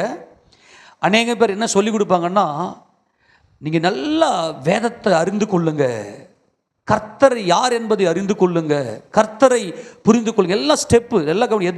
எதுவுமே தவறு அல்ல. எல்லாமே யாருக்கோ பயன்படும்படி தேவன் இந்த பூமியில் செயல்படுத்தி கொண்டிருக்கிறார். தேவனை அறிய வேண்டும், வேதத்தை அறிய வேண்டும். வேதத்தை அறிஞ்சால் தான் தேவனை அறிந்து கொள்ள முடியும். நல்லா கவனிங்க. இது எல்லாம், இந்த முழு வேதத்தையே நம்ம அறிந்து கொண்டு நாம் ஒரு ரிசல்ட்டுக்குள்ளே வரணும். என்ன ரிசல்ட் வரணும்னா, ஆண்டவரே நான் ஒரு பாவி. எல்லாம் கரெக்ட் தமிழ் சொல்ல முடியுமா? அப்பா நான் ஒரு பாவி. நல்லா கவனிங்க, நான் ஒரு பாவி. இந்த பூமியில் ஒரே ஒரு நன்மையை அனுபவிப்பதற்கும் நான் தகுதி அல்ல. எல்லாம் உம்முடைய கிருபை. இந்த கிருபையை எப்போது ஒரு மனிதன் பற்றி கொள்ள முடியும் என்றால், நான் எவ்வளவு ஒரு பெரிய பாவியா இருக்கிறேன், தன் பிழைகளை உணர்கிறவன் யார்? அவ்வளவுதான். தன் பிழைகளை உணர்கிறவன் யார்? இந்த தாவீதுக்குள்ள என்ன இருந்துச்சுன்னா, தன் பிழைகளை உணர்ந்தார். ஒவ்வொரு வினாடியும் தன்னுடைய பிழைகளை உணர்ந்து, ஆண்டவரே நீர் என்னை கவனித்திருக்கிறீர், என் இருதயம் என்னவென்று உமக்கு தெரியும், நீர் என் சிருஷ்டிகராயிருக்கிறீர். நல்லா கவனிங்க. ஒவ்வொரு மனுஷனும் என்னுடைய இருதயம் திருக்குள்ளதும் கேடுள்ளதுமாய் இருக்கிறது என்பதை உணர்ந்தவர் தான் தாவீது. நல்லா கவனிங்க, உணர்ந்தவர் தான் தாவீது. இப்போ மனுஷங்க நம்ம செய்கிற தவறுகளை மனுஷன் பார்க்கக்கூடாது அப்படின்னு சொல்லிட்டு நம்ம என்ன பண்ணுறோம்னா நடிக்கிறோம். இந்த வஞ்சக இருதயம், இந்த கேடுள்ள இருதயம் என்ன செய்யுதுனாக்கா நடிக்கிறது. நல்லவங்க மாதிரி நடிக்கிறோம். ஆனால் தாவீது ஒரு காரியத்தை செய்தார். நான் பிழை உள்ளவன். இந்த பிழை, நல்லா கவனிக்க, தேவனுக்கு முன்பதாக தம்மை நிறுத்தி, ஆண்டவரை இந்த வேதத்தை நல்லா அறிந்து கொண்டு, நல்ல கவனி, நல்ல வேதத்தை நல்லா அறிந்து கொண்டு, நல்ல வேதத்தை அறியணும். இந்த வேதத்தை, தேவனுடைய வசனங்களை நல்லா அறிய அறிய அறிய அறிய என்ன வந்துடும் அப்படின்னா, நான் எவ்வளவு பெரிய பிழை உள்ளவன், ஆனால் எவ்வளவு பெரிய கிருபையில் நான் நிற்கிறேன். இன்னைக்கு எனக்கு இது இல்லை, எனக்கு அது இல்லைன்னு அழறமே. இதுக்கு என்ன காரணம்னா, நீ எவ்வளவு பெரிய பாவின்னு நீ உணரல. அதனால தான் எனக்கு மட்டும் ஏன் இப்படி, ஏன் கடவுள் என்னை சோதிக்கிறார்? நல்லா புரிந்து கொள்ள வேண்டும். தாவீது என்ன, தேவனை நல்லா அறிந்தவர், வேதத்தை நல்ல இருதயத்தில் பதிக்க வைத்து விட்டு, நல்லா கவனிங்க, தேவனை நோக்கி பார்த்து, மனுஷன் என்னை அறிந்திருக்கிறான், என் முகத்தை அறிந்திருக்கிறான், என்னுடைய கிரியைகளை அறிந்திருக்கிறான். நல்லா கவனிக்கணும். தேவனே நீ எல்லாத்தையும் பார்க்குறீங்க. சில பேர் எல்லாம் இன்னைக்கு நீ எதோனா பண்ணிக்கோ, கடவுள் பார்க்குறாருப்பா, ஒரு நாள் உன் நியாயம் இருக்கணும் அப்படின்னு சொல்லிட்டு போயிடுவோம். சொல்லுவோமா சொல்ல மாட்டோமா? கடவுள் எல்லாத்தையும் பார்க்குறாருப்பா, சண்டை கண்டை போடும்போது கடவுள் எல்லாத்தையும் பார்க்குறாப்பா, ஓம கடவுள் எல்லாத்தையும் பார்க்குறாரு தான் எல்லாரும் சொல்லுவோம். எல்லாத்தையும் கடவுள் பார்க்குறாரு, கடவுள் பார்த்து தான் இருக்கிறாரு, ஏசப்பா பார்க்குறாரு அப்படி சொல்லிட்டு போயிடுவோம். நல்லா கவனிக்கணும். தாவீதை கர்த்தருடைய இருதயத்துக்கு ஏற்றம் என்று சொல்வதற்கு காரணம் என்ன என்றால் கிருபை. இந்த கிருபை, உண்மையான கிருபையின் பூர்ணம் என்னவென்றால், ஆண்டவரே நீர் என்னை அறிந்திருக்கிறீர். எல்லா மனுஷன் சொல்லுவான், நீர் என்னை எப்படிப்பட்டவன் என்பதை, நல்ல நான் எப்படிப்பட்டவன் என்பதை நீர் அறிந்திருக்கிறீர் என்பதை நான் அறிந்திருக்கிறேன். இதுதான் தாவீது. நீர் எப்படி, நல்லா கவனிங்க, நீர் நான் எப்படிப்பட்டவன் என்பதை நீர் அறிந்திருக்கிறீர் என்பதை நான் அறிந்திருக்கிறேன். இதுதான் தாவீது. எத்தனை பேர் புரிந்து கொள்ள முடிகிறது? நல்லா கவனிக்கணும். இப்போ மனுஷங்களுக்கு முன்னாடி நம்ம என்ன பண்ணணும், பக்கவா நடிப்போம் இல்லையா? நம்ம எப்படிப்பட்டவங்க அப்படின்னு காட்டுவோம். இப்போ தாவீது மாத்திரம் என்ன செய்யறாருனாக்கா, என் இருதயம் எப்படிப்பட்டதுன்னு எனக்கு தெரியும். ஏன்னா தாவீதுடைய இருதயத்தில் வேதம் இருக்கிறது. நல்லா கவனி, 37ஆம் சங்கீதத்தில் திருப்பி கொள்ளுங்க, கொஞ்சம் வேகமா வசனத்தை காட்டும்போது நல்லா உங்களுக்கு புரிய ஆரம்பிக்கும். 37ஆம் சங்கீதம் 31வது வசனத்தை வாசிங்க பார்க்கலாம். அவனுடைய தேவன் அருளிய வேதம் அவன் இருதயத்தில் இருக்கிறது, அவன் நடைகளில் ஒன்றும் பிசகுவதில்லை. எல்லாரும் சொல்லுங்க, அவன் நடைகளில் ஒன்றுமே. இப்ப கவனிங்க, வேதம் எங்க இருக்குது? இருதயத்தில் தரிக்க வேண்டும். 30வது அதிகாரம் உபாகம புத்தகத்தில் முழுக்க பார்க்கும்போது இந்த வேத வசனம் கடலுக்கு அப்பாலும் இல்லை, வானத்துக்கு அப்பாலும் இல்லை, உங்கள் இருதயத்தில் இருக்கிறது. கர்த்தருடைய வேதம் நம்முடைய இருதயத்தில் இருக்க வேண்டும். நம்முடைய மாம்ச எண்ணங்கள் சுயம் சாக வேண்டும். ரொம்ப முக்கியமான சத்தியம். இதை கொஞ்சம் புரிந்து கொள்ளுங்க. எல்லாரும் ஆமென் சொல்லாமா? எல்லாரும் ஆசீர்வதிக்கப்பட போகிறோம். கர்த்தர் நம்மை ஆசீர்வதிப்பாராக. ஆண்டவரே, இப்போ தேவனுடைய வேதம் என் இருதயத்துக்குள்ள வந்துருச்சு. வேதத்தை நான் பார்க்க வேதத்துடைய சத்தியத்தை தியானிக்க என்னுடைய இருதயம் எப்படிப்பட்டது என்பதை நான் அறிந்து கொண்டேன். நான் எப்படிப்பட்டவன்? நான் ஒரு பாவி. என்னுடைய வாழ்க்கை அத்தனையுமே பிழை. இந்த பூமியில நல்லா கவனிங்க, நான் பிழை உள்ளவனாக இருக்கிறேன். இந்த உணர்வு இருக்கு பத்தியா, நான் ஒரு பிழை உள்ளவனாக இருக்கிறேன். தேவனுக்கு முன்பதாக, அதான் முக்கியம். நான் சொல்றது தேவனுக்கு முன்பதாக நான் ஒரு பிழை உள்ளவன். என் இருதயத்துக்குள்ள கேடும் திருக்கும் இருக்கிறது என்கின்ற உணர்வோடு நான் ஒரு பிழை உள்ளவன். தன் பிழைகளை உணர்கிறவன் யார்? இதுதான் கேள்வி. தன் பிழைகளை உணர்கிறவன் யார்? மறைவான குற்றங்களுக்கு என்னை நீங்களாக்கி ரட்சியும். இந்த வேதத்தை இருதயத்தில் தரித்து கொண்டு உன்னுடைய நினைவுகள் எப்படிப்பட்டதுன்றதை நீயே ஜட்ஜ் பண்ணணும். ஜட்ஜ் பண்ணிட்டு, ஆண்டவரே நான் இப்படிப்பட்டவனாக இருக்கிறேனே என்பதை நான் அறிந்து கொண்டேன். அப்போ இந்த வேத வசனத்தின்படியே கர்த்தர் என்னை என்ன பார்க்கிறார்னா, என்னுடைய இருதயத்தை ஆராய்ந்து பார்க்கிறார். நான் எப்படிப்பட்ட பிழை உள்ளவன், நான் எப்படிப்பட்ட பாவியா இருக்கிறேன். என் தாய் என்னை பாவத்தில் கர்ப்பந்தரித்தால் நான் துர்குணத்தில் உருவானேன். ஆக நான் முழுக்க பாவியா இருக்கிறேன். ஆமேனா? ஆனால் என்னை கொன்று போடாமல், எல்லாரும் ஆமென் சொல்லுங்க, என்னை கொன்று போடாமல், இந்த பாவியை பாவி என்று நியாயம் தீர்க்காமல் என்னை சிருஷ்டித்தவருடைய இரக்கம், இந்த இரக்கம் இருந்து இந்த இரக்கத்தை பிடித்து கொண்டு, இந்த இரக்கத்தின் மேல ஒரு ஈர்ப்பு வைத்து கொண்டு, அந்த இரக்கத்தை அப்படியே பூரித்து நான் எவ்வளவு பெரிய பிழை உள்ளவன், என்னிடத்துல ஒரு நீதி இல்லை ஆண்டவரே, நான் எப்படி பட்டவன் என்பதை நீர் அறிந்திருக்கிறீர் என்பதை நான் அறிந்திருக்கிறேன். அப்படியானால் நீர் என்னை கொன்று போடாமல் எனக்கு இரக்கம் பாராட்டினீரே, அதுக்கு பேர் தான் கிருபை. நீர் இரக்கம் உள்ளவராய் இருக்கிறீரே. ஆக இந்த வேத வசனத்தை அறிந்து நல்லா புரிந்து கொள்ள நான் எப்படிப்பட்டவன் எனக்கு தெரிய ஆரம்பிக்கும். தெரிஞ்சதும், ஆண்டவரே நான் எப்படிப்பட்ட ஒரு பாவியா இருக்கிறேன் என்பதை நீங்க அறிஞ்சிட்டீங்களே. இப்போ நம்ம செஞ்ச ஒரு தப்பை யாராச்சும் நம்ம அந்த ரங்கத்தில் செஞ்ச தப்பை யாராச்சும் பார்த்துட்டாங்கன்னா அவங்க முன்னாடி போய் நிற்கிறது நம்ம எப்படி இருக்கும்? ஆமேன். நம்ம அந்த ரங்கத்தில் ஒரு பாவம் செஞ்சிட்டோம், அது யாரோ ஒருத்தர் பார்த்துட்டாங்க, யாருக்கும் தெரியாம அந்த பாவம் செஞ்சிட்டோம். அந்த பாவம் செஞ்சதும் இப்போ நம்ம எப்பயோ ஒரு நாள் அவங்க மூஞ்ச பார்க்கறதுக்கே நம்ம ரொம்ப வெக்கப்படுவோம் இல்லையா? வெக்கப்படுமா, பண்ண மாட்டோமா? அதே போல தாவீது என்ன செய்துட்டார்னா, தன் பிழைகளை உணர்கிறவன் யார்? இதுதான் யூதா கோத்திரம், இதுதான் ஆளுகை செய்ய போற கோத்திரம். ஒரு மனுஷன் தான் பிழையை உணர்ந்துட்டானாக்கா ஒரே ஒரு துரும்பு கூட எனக்கு சொந்தம் கிடையாது. ஆண்டவரே ஒரே துரும்பு கூட எனக்கு, ஒரு துரும்பு கூட எனக்கு சொந்தம் இல்லை, எல்லாம் நீர் என் மேல் வைத்த இரக்கம். ஏனென்றால் நான் எப்படிப்பட்டவன் எனக்கு தெரியுது, நான் கண்டுபிடிச்சிட்டேன். சர்வத்தையும் சிருஷ்டித்த தேவன் நீர் பார்த்து கொண்டு இருக்கிறீர், என்னை ஆராய்ந்து அறிந்திருக்கிறீர், என்னை ஆராய்ந்து அறிந்திருக்கிறீர் என்பதை நான் அறிந்தேன், நான் அறிந்து விட்டேன். உமது இரக்கம் எவ்வளவு பெருசு, என் இருதயம் எப்படிப்பட்ட திருக்குள்ளது, எப்படிப்பட்ட கேடுள்ளது என்பதை நான் அறிந்திருக்கிறேன் உம்முடைய வேதத்தின்படி. அதுதான் வேத ஆராய்ச்சி தேவை. எத்தனை பேர் சொல்ல புரிஞ்சு போச்சு? நான் செஞ்ச பாவத்தை, அந்த செஞ்ச பாவத்தை ஒருத்தர் என்ன பண்ண பார்த்துட்டாரு. இப்போ என்ன பண்ணேன், சிச்சி நான் செய்யலை அப்படின்னாக்கா நான் மூஞ்ச மறைச்சு போய்டுவேன். ஆமாங்க நான் தெரியாமல் செஞ்சுட்டேங்க அப்படின்னா எப்படி இருக்கும்? கம்பீரமாக போவோம். அம்மா நான் பாவி, நான் அந்த பாவத்தை ஒத்துக்கணும்னா, ஆமாம் நான் ஒரு பாவி, நான் தெரியாமல் செஞ்சுட்டேன் அப்படின்னும் போது கம்பீரமாக போவோம்.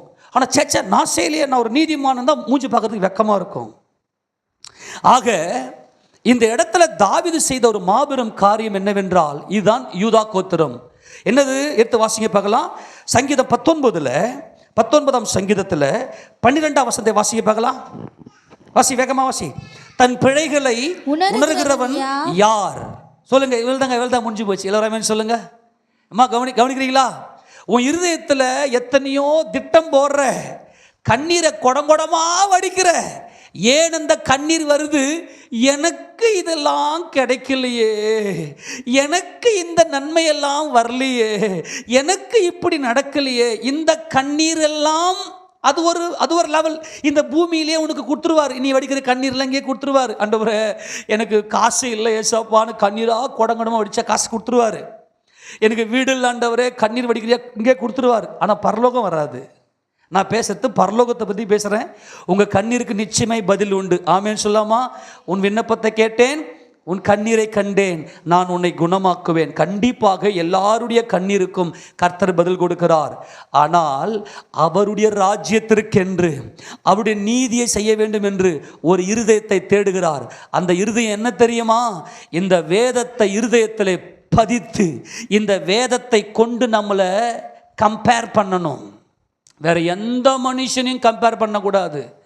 தேவனை முன்னாடி வச்சு நீ கம்பேர் பண்ணணும். தேவன் யாரு நான் நிச்சயமாக கம்பேர் பண்ணணும். அப்படி கம்பேர் பண்ணத்தான் இந்த சர்வ வல்லவர் யாரு, நான் யாரு? என் தேவன் அவர் என்னை சிருஷ்டித்தார், அவர் என் மேலே இரக்கம் வைத்திருக்கிறார். அந்த இரக்கத்தை நான் துதிக்க ஆண்டவரே நீர் என் மேலே எவ்வளவு இரக்கம். அந்த வேத வசனத்தை கொண்டு நம்முடைய இருதயத்தை நாம் ஜட்ஜ் பண்ணும்போது, கர்த்தாவே உம்முடைய இரக்கம் எவ்வளவு பெருசுபான்னு சொல்லும் போதே கிருபை நம்ம மேல பொழியும். எல்லாரும் சொல்ல முடியுமா? இந்த கிருபை என்பது இந்த பூமியிலே நாம் வாழ்வதற்கு தேவன் பாராட்டின அந்த தயவு.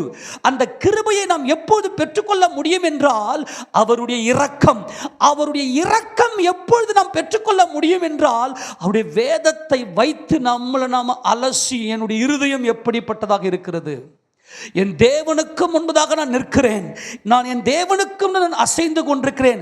இந்த யூதா கோத்திரம் யார்? இந்த யூதா தாவீது. இந்த யூதா தாவீது யார் என்றால், தன் பிழைகளை உணர்கிறவன். என் இருதயம் எப்படிப்பட்ட கேடு திருக்குள்ளது, ஒரு துரும்புக்கு கூட நான் தகுதி இல்லாதவன் ஆண்டவரே. ஆனால் இன்றைக்கு நான் நிற்கிறேன். உமது கிருபை, இந்த பூரண கிருபையை சார்ந்து கொண்டவர் தான் தாவீது. மீதி பேரெல்லாம் நான் எவ்வளோ பெரிய நீதிமான், எல்லாத்தையும் என் நீதினால ஆச்சு அனுபவிக்கிறேன். என் பலத்தினால நான் ரொம்ப நீதிமான், என் பலத்தினால இதெல்லாம் சம்பாதிச்சு நான் சந்தோஷமா இருக்கிறேன். எத்தனை சொல்றது புரியுது? சொல்றது புரிந்து கொள்ள முடியுதா? யான் நீதி, நான் எவ்வளோ பேர் நீதிமான், ரொம்ப பரிசுத்தமாக வாழ்கிறேன், எல்லாரும் செய்கிற மாதிரி செய்யலை அப்படின்னு சொல்லி அவங்களுடைய இருதயம் கேடும் திருக்கும் உள்ளதுமாய் யான் நீதியில் நான் வாழ்கிறேன், எனக்கு கிடைக்கல நான் அழுவேன். ஆனால் தாவீது அப்படி அல்ல. ஆண்டவரே, நான் எப்படிப்பட்டவன் என்பதை நீர் அறிந்திருக்கிறீர் என்பதை நான் அறிவேன். ஆனால் என்னை கொன்று போடாமல் என் மேலே நீங்க பாராட்டின இந்த இரக்கம், ஆண்டவரே, உங்களுடைய இரக்கம் எப்பேற்பட்ட மகிமை உள்ளது என்ற அந்த இரக்கத்தை அவர் அனுபவிக்க அனுபவிக்க அனுபவிக்க கிருபை பெருகி கொண்டே இருக்கும். கர்த்தருடைய கண்கள் இந்த கிருபை கிடைக்கும். இன்னொரு வசனத்தை கொடுத்து வாசிங்க பார்க்கலாம். 26வது சங்கீதம், 26ஆம் சங்கீதத்தில் அங்கே தாவீது ஒரு மகிமையான ஒரு விண்ணப்பத்தை ஏறெடுப்பார். 26ஆம் சங்கீதம் 2ஆம் வசனம் வாசிங்க பார்க்கலாம். கர்த்தாவே என்னை பரீட்சித்து, எல்லாம் சொல்லுங்க பார்க்கலாம். என்னை பரீட்சித்து என்னை சோதித்து பாரும், என் உள்ளிந்திரியங்களையும் என் இருதயத்தையும் புடமிட்டு பாரும். அல்லேலூயா, ஆமென் சொல்லுங்க பார்க்கலாம். ஆண்டவரே, இந்தா எனக்கு உரிய எல்லாத்தையும் நீங்க எடுத்துக்கங்க, இந்தாங்க என்னுடையதுன்னு எதுவுமே கிடையாது ஆண்டவரே, வேணா செக் பண்ணுங்க ஆண்டவரே, புடமிட்டுங்க ஆண்டவரே, என்ன சோதிங்க ஆண்டவரே. ஒரு துரும்பை அனுபவிப்பதற்கும் நான் தகுதியானவன் அல்ல, ஏனென்றால் உம்முடைய வேதம் என் இருதயத்தில் இருக்கிறது. இந்த வேதத்தின்படி பார்க்கும்போது என் இருதயம் எவ்வளவு திருக்குள்ளதா இருக்கிறது, கேடுள்ளதா இருக்கிறது. ஆனால் நீர் என் மேல வைத்த உம்முடைய கிருபை, ஆமென் சொல்லாமா? நான் இப்போ சொல்றேன், உன் கணவன், உன் மனைவி, உன் பிள்ளைகள், உன்னுடைய சொத்துக்கள் அத்தனையுமே தேவன் உன் மேல பாராட்டின கிருபை. கையை உயர்த்தி ஆமென் சொல்லுவோமா? இதை கண்டுபிடித்தவர் தான் தாவீது. கையை தட்டி மகிமை செலுத்துவோமா? இதை கண்டுபிடித்தவர் தான் தாவீது. இதை கண்டுபிடித்தவர் தான் தாவீது. ஆண்டவரே, நீங்க வேணா செக் பண்ணி பாருங்க ஆண்டவரே, நீங்க எதை வேணா புடுங்குங்க ஆண்டவரே, நான் அழமாட்டேன் ஆண்டவரே, நீங்க என்ன, நீங்க இரக்கம் உள்ளவராக இருக்கிறீர். ஹல்லேலூயா. நான் எப்படிப்பட்டவன்னு நீங்க அறிஞ்சிருந்தோம், என்னை நீங்க அழிச்சு போடாம, என்னை நீங்க கொன்று போடாம, என் மேல இரக்கம் வச்சு மனது உருகி கிருபையா என்னை வாழ வைத்தீரே என்கின்ற அந்த கிருபையை அறிந்து கொண்டவர் தான் தாவீது. ஹல்லேலூயா, ஆமென் சொல்லுவோமா? ஒண்ணு ஏன் நீதி இல்லை, நான் இந்த உலகத்தில் நடிக்கிறேன் ஆண்டவரே, இந்த ஜனங்களுக்கு மத்தியில் ஜனங்க என்ன நல்லவனா சொல்லணுன்றதுக்காக நான் நடிக்கிறேன் ஆண்டவரே, எல்லாமே வேஸ்ட், எதுவுமே என்னுடையது இல்லை, உம்முடைய கிருபை, உம்முடைய கிருபை. ஏனென்றால் நீ மனிதனை ஒரு வினாடி பொழுதாகிலும் அவனை எதிராக நீர் பார்ப்பது இல்லை. மனிதன் தேவனுக்கு எதிரியாய் மாறிவிட்டான். எல்லாரும் பாவம் செய்து தேவ மகிமை அற்றவர்களாகி தேவனுக்கு சத்துருக்களாய் போய்விட்டான். ஆனால் தேவன் ஒரு வினாடி பொழுது கூட மனிதனை எதிரியாக நினைப்பது இல்லை. அவன் என் பிள்ளை, ஆமேனா? அவனுக்கு என் கிருபையை கொடுத்துக்கினே இருப்பேன். அவன் என் சிருஷ்டி, அவன் மேல மனது உருகிக்கினே இருக்கிறேன், என் கிருபையை கொடுத்துக்கினே இருக்கிறேன்.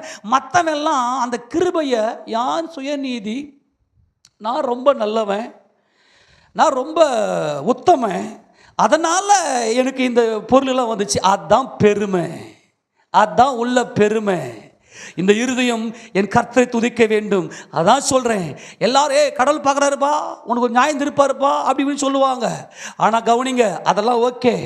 ஆனால் அதை உத்தம இருதயத்தோட இங்கே தாவீது சொல்றாரு, நீங்க வேணா சோதித்து பாருங்க ஆண்டவரே, நீங்க வேணா சோதித்து பாருங்க, என் இருதயம் எப்படிப்பட்டது என்பதை நான் தெரிந்து கொண்டேன். ஆண்டவரே, நான் என்னுடைய இருதயம் எப்படிப்பட்ட கேடுள்ளதும் திருக்குள்ளதுமாய் இருக்கிறீர் என்பதை நீர் அறிந்திருக்கிறீர் என்பதை நான் அறிந்திருக்கிறேன். இப்போ பாவியாகிய நான் அவருக்கு முன்னாடி அழ முடியுமா? இப்போ நான் அழறேன்னு வச்சுங்களேன், எதுக்குடா அழற, எதுடா உண்டு?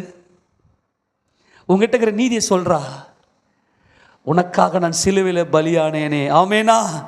உனக்காக நான் சிலுவையில் பலியானேனே. அந்த கிருபை உன்னுடைய கேடுள்ளதும் திருக்குள்ளதுமான இருதயத்துக்கு பதிலாக உலக தோற்றத்துக்கு முன்பதாகவே என் ஆவி ஆத்மா சரீரத்தை உனக்காக நான் ஜீவ பலியாக ஒப்பு கொடுத்தேன்.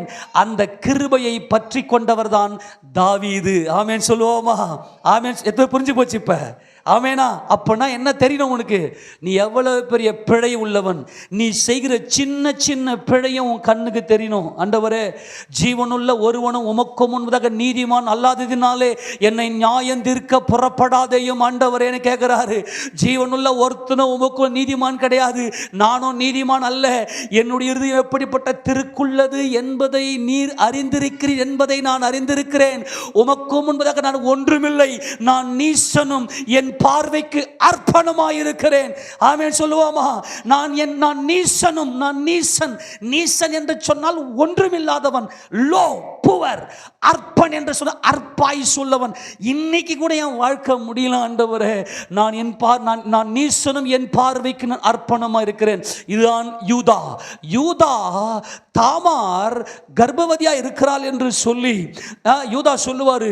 அவருடைய நீதியின்படி சொல்றார், யூதாவுடைய நீதியின்படி சொல்றாரு. அவள் எப்படி ஏன் மருமகள் இல்லையா, ஏன் வீட்டுக்கு வந்தவள் இல்லையா, இப்போ அவள் எப்படி என்னுடைய பிள்ளைகள் 2 பேர் செத்து போயிட்டாங்களே, எப்படி இப்போது அவள் கர்ப்பம் தரித்திருக்கலாம்? அவள் சுட்டெரிக்கப்பட வேண்டும். என்ன விபச்சார பாவம் சுட்டெரிக்கப்படக்கூடியது. என் வீட்டுக்கு வந்த நீ எப்படி இப்போ நீ 2 பிள்ளைங்க மேலே எப்படி நீ கர்ப்பமாகலாம் அப்படின்னு சொல்லி அவர் கேட்டபோது, இந்த பொருட்களை உடையவனாலே நான் கர்ப்பவதி ஆனேன் என்று சொல்லி கோலையும் முத்திர மோதத்தையும் ஆரத்தையும் எடுத்து கொடுத்த போது அங்கே யூதா சொல்லுவாரு, இந்த தாமார் என்னிலும் நீதி உள்ளவள். கரங்களை உயர்த்தி, என்னிலும் நீதி உள்ள. ஆமா, இந்த கோலும் இந்த ஆரமும் இந்த மோதிரமும் என்னுடையது என்று ஒத்துக்கொண்ட, தன் பிழைகளை உணர்ந்த யூதா. ஆமென் சொல்லுவோமா? இதோ யூதா கோத்திரத்து சிங்கமும் தாவீதின் வேறுமானவர். ஆமென் சொல்லுவோமா? தாவீதின் வேர். என்ன வேர்? கர்த்தராகிய இயேசு கிறிஸ்து தேவனுடைய ரூபமாக இருந்தும் தேவனுக்கு சமமாய் இருப்பதை கொள்ளையாடின பொருளாக எண்ணாமல் தம்மை தாமே வெறுமையாக்கி அடிமையின் ரூபம் எடுத்து மனுஷர் சாயலானார். அவர் மனுஷ ரூபமாய் காணப்பட்டு மரண பரியந்தம், அதாவது சிலுவையின் மரண பரியந்தம் கீழ்ப்படிந்தவராகி தம்மை தாமே தாழ்த்தினார். மனத்தாழ்மையும் ஒப்பு கொடுத்தலும் தான் கிறிஸ்து. மனத்தாழ்மை அல்ல, மனத்தாழ்மை. தாழ்மை எல்லாருக்குமே இருக்குது. வெளியே நம்ம ஜீவிக்கிறோமே, நம்முடைய ஜீவியமே தாழ்மை தான். பிரைஸ் தி லார்ட் பிரதர், உட்கார்றீங்களா? நான் ஒன்றா நிற்கட்டுமா? நீங்கள் சாப்பிட்டீங்களா? தண்ணி குடிக்கிறீங்களா? அப்புறம் அப்படி எல்லாருக்கும் முன்பாக ரொம்ப பவ்யமாக, இதெல்லாம் தாழ்மை. அதை தேவன் பார்க்கவில்லை. மனத்தாழ்மை. நான் சாந்தமும் மனத்தாழ்மையுமாய் இருக்கிறேன். கிறிஸ்து சொன்னார், கர்த்தராகிய இயேசு சொன்னார், நான் சாந்தமும் மனத்தாழ்மையுமாய் இருக்கிறேன். இந்த தாழ்மை, இந்த சாந்தம், இந்த மனத்தாழ்மை, அதாவது மனத்தாழ்மையும் ஒப்பு கொடுத்தலும், அப்படியே சரண்டர். நான் எப்படிப்பட்டவன்னு உங்களுக்கு தெரியும் ஆண்டவரே. இந்த வேளையில் என் கண்ணீருக்கு நான் தான் காரணம் ஆண்டவரே. நான் துர்குணத்தில் உருவானேன், என் தாய் என்னை பாவத்தில் கர்ப்பம் தரித்தாள். இதுதான் யூதா. ஐயோ, அவள் என்னிலும் நீதி உள்ளவள். எல்லாரும் ஆமென் சொல்லுங்க பார்க்கலாம். ஆமெனா? இதான் யூதா. எத்தனை பேர் நீ ஒத்துக்க முடியும் உங்க பாவங்களை? உன் பாவம், உன் இருதயத்துக்குள்ள எப்படிப்பட்ட பாவங்கள்? கர்த்தராகிய இயேசு சொல்லிட்டார், இருதயத்தில் தான் எல்லா விதமான பாவங்களும் வெளியே வருதுன்னு. ஆமெனா? மார்க்கு சுவிசேஷத்துல ஒரு பெரிய லிஸ்ட் போட்டு காட்டுவார். இவ்வளவு எனக்குள்ள இருக்குது ஆண்டவரே, ஆனால் உமது கிருபை ஏனென்று சொன்னால், இந்த கிருபையை நீ எந்த அளவுக்கு பற்றி கொள்ளுகிறாயோ. தொடர்ந்து வாசிப்பாகலாம். மறுபடியும் அந்த 2:26 சங்கீதம் 2:3 தொடர்ந்து வாசிங்க பார்க்கலாம். கர்த்தாவே, என்னை பரீட்சித்து என்னை சோதித்து பாரும், என் உள்ளிந்திரியங்களையும் என் இருதயத்தையும் புடமிட்டு பாரும். உம்முடைய கிருபை என் கண்களுக்கு முன்பாக இருக்கிறது. எல்லாரும் சொல்லுங்க பார்க்கலாம். கிருபை எங்க இருக்குதுங்க? சொல்லு, கிருபை எங்க இருக்குதா? தாவீது சொல்றாரு, இந்த தாவீது சிவந்த மேனியும் அழகிய கண்களும் நல்ல ரூபமுடையவனாயிருந்தான். நல்லா கவனிங்க. தேவன் மனுஷன் முகத்தை பார்ப்பான், தேவன் இருதயத்தை பார்க்கிறார். கண்கள் என்பது இருதயம். ஆமெனா? உன் கண்ணானது வெளிச்சமா இருந்தால் உன் சரீரம் முழுவதும் வெளிச்சமா இருக்கும். உன் கண்ணானது இருளா இருந்தால் உன் சரீரம் முழுவதும் இருளா இருக்கும் என்று சொல்லுவது, இந்த கண் என்பது ஆத்துமா, இருதயத்தை காண்பிக்கிறது. உம்முடைய ஆண்டவரே, என் கண்களுக்கு முன்பதாக உம்முடைய கிருபை. ஹல்லேலூயா. ஆண்டவரே, என் மனைவியை பார்க்கிறேன். என் மனைவி அல்ல, அது உம்முடைய கிருபை. ஆமெனா? என் கணவனை பார்க்கிறேன். ஆண்டவரே, எனக்கு ஒரு கணவன் ஆக்சுவலா இருக்க கூடாது. உம்முடைய கிருபை. பிள்ளையை பார்க்கிறேன், அது என் பிள்ளை அல்ல, உம்முடைய கிருபை. என் சொத்துக்களை பார்க்கிறேன். ஆண்டவரே, அது என்னுடையதல்ல, உம்முடைய கிருபை. என்கிட்ட என்னப்பா நீதி இருக்கிறது?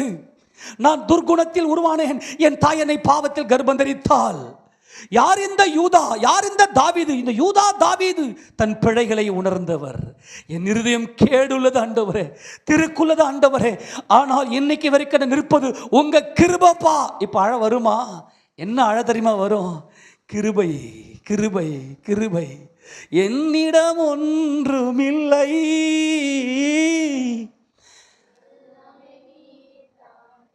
அப்படியே கையை விரிச்சுங்க, அப்படியே என்னிடம் என் கண்களுக்கு முன்பதாக இருப்பது எல்லாம் உமது கிருபை.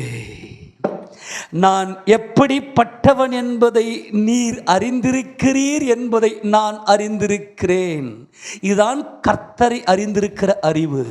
அவருடைய இரக்கத்துக்கு முடிவே இல்லை. ஆமென். நாம் நிர்மூலமாகாதிருப்பது உம்முடைய கிருபையே. உம்முடைய இரக்கங்களுக்கு முடிவில்லை, அவருடைய இரக்கத்துக்கு முடிவில்லை. அந்த கிருபையை மாத்திரம் கண் முன்னாடி கொண்டு வந்து நிறுத்துவ பாருங்க. கர்த்தர் சொல்றார், இவன் தாண்டா என் இதயத்துக்கு ஏற்றவன், இவன் தான் என் இதயத்துக்கு ஏற்றவன். அப்படியே சரண்டர். எவ்வளவோ உன்னை விட்டு எல்லாம் போகும். ஆமாண்டவரே, என்கிட்ட என்னப்பா தகுதி? உங்கள் கிருபை இருந்துச்சு, கர்த்தர் கொடுத்தார், கர்த்தர் எடுத்தார், கர்த்தருக்கு ஸ்தோத்திரம். எது உன்னுடைய? எதை கொண்டு வந்தோமா ப்ரோ சிஸ்டர்? வரும்போது எதை கொண்டு வந்தீங்க?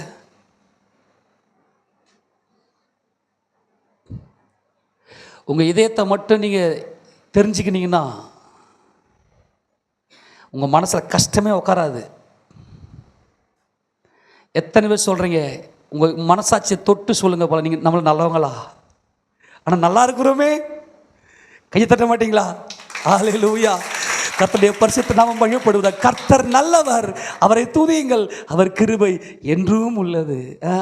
அவர் அந்த அந்த அந்த உணர்வு இருக்கு இல்லையா, அந்த மனசில் நான் நல்லவே இல்லை, நான் நல்லா இருக்கிறேன். ஆமேனா? நான் நல்லவே இல்லை, நான் நல்லா இருக்கிறேன். ஆண்டவரே, நான் நல்லவே இல்லை, நான் நல்லா இருக்கிறேன்.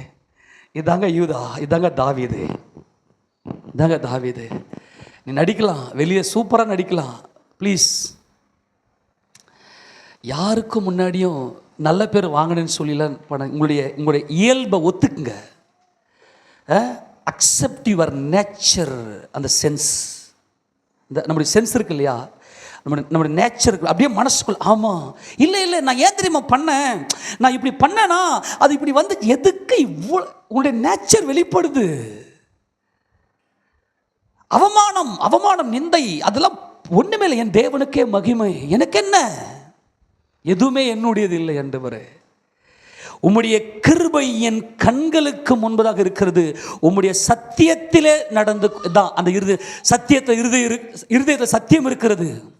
கண்களுக்கு முன்னாடி கிருபை வந்துடும், அவ்வளோதான், முடிஞ்சு போச்சு. இருதயத்தில் சத்தியம் வந்துச்சுன்னா உன் கண்ணுக்கு முன்னாடி கிருபை வந்துடும். அப்போ சத்தியத்தை நீ சொன்னாலாம் புரியாது. இது நல்லா கவனித்து கொள்ளணும். என்கிட்ட ஒரு நீதி இல்லை ஆண்டவரே, ஆனால் நல்லா இருக்கிற ஆண்டவரே, உங்கள் கிருபைப்பா. ஆமேனா, ஆமேனா.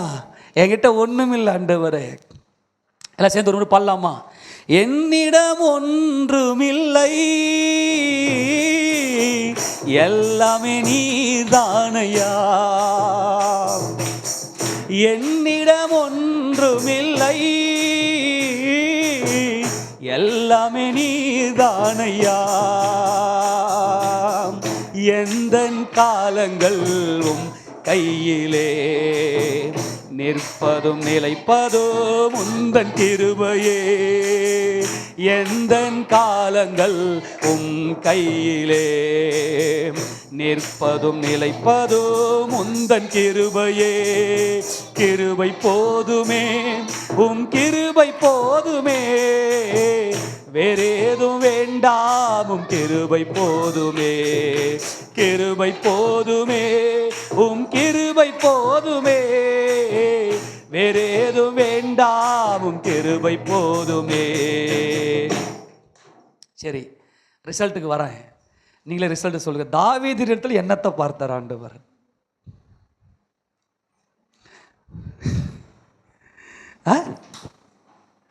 யாருக்குமே புரியலையா பிரசங்கம்? ஃபர்ஸ்ட்லேருந்து பண்ணவா?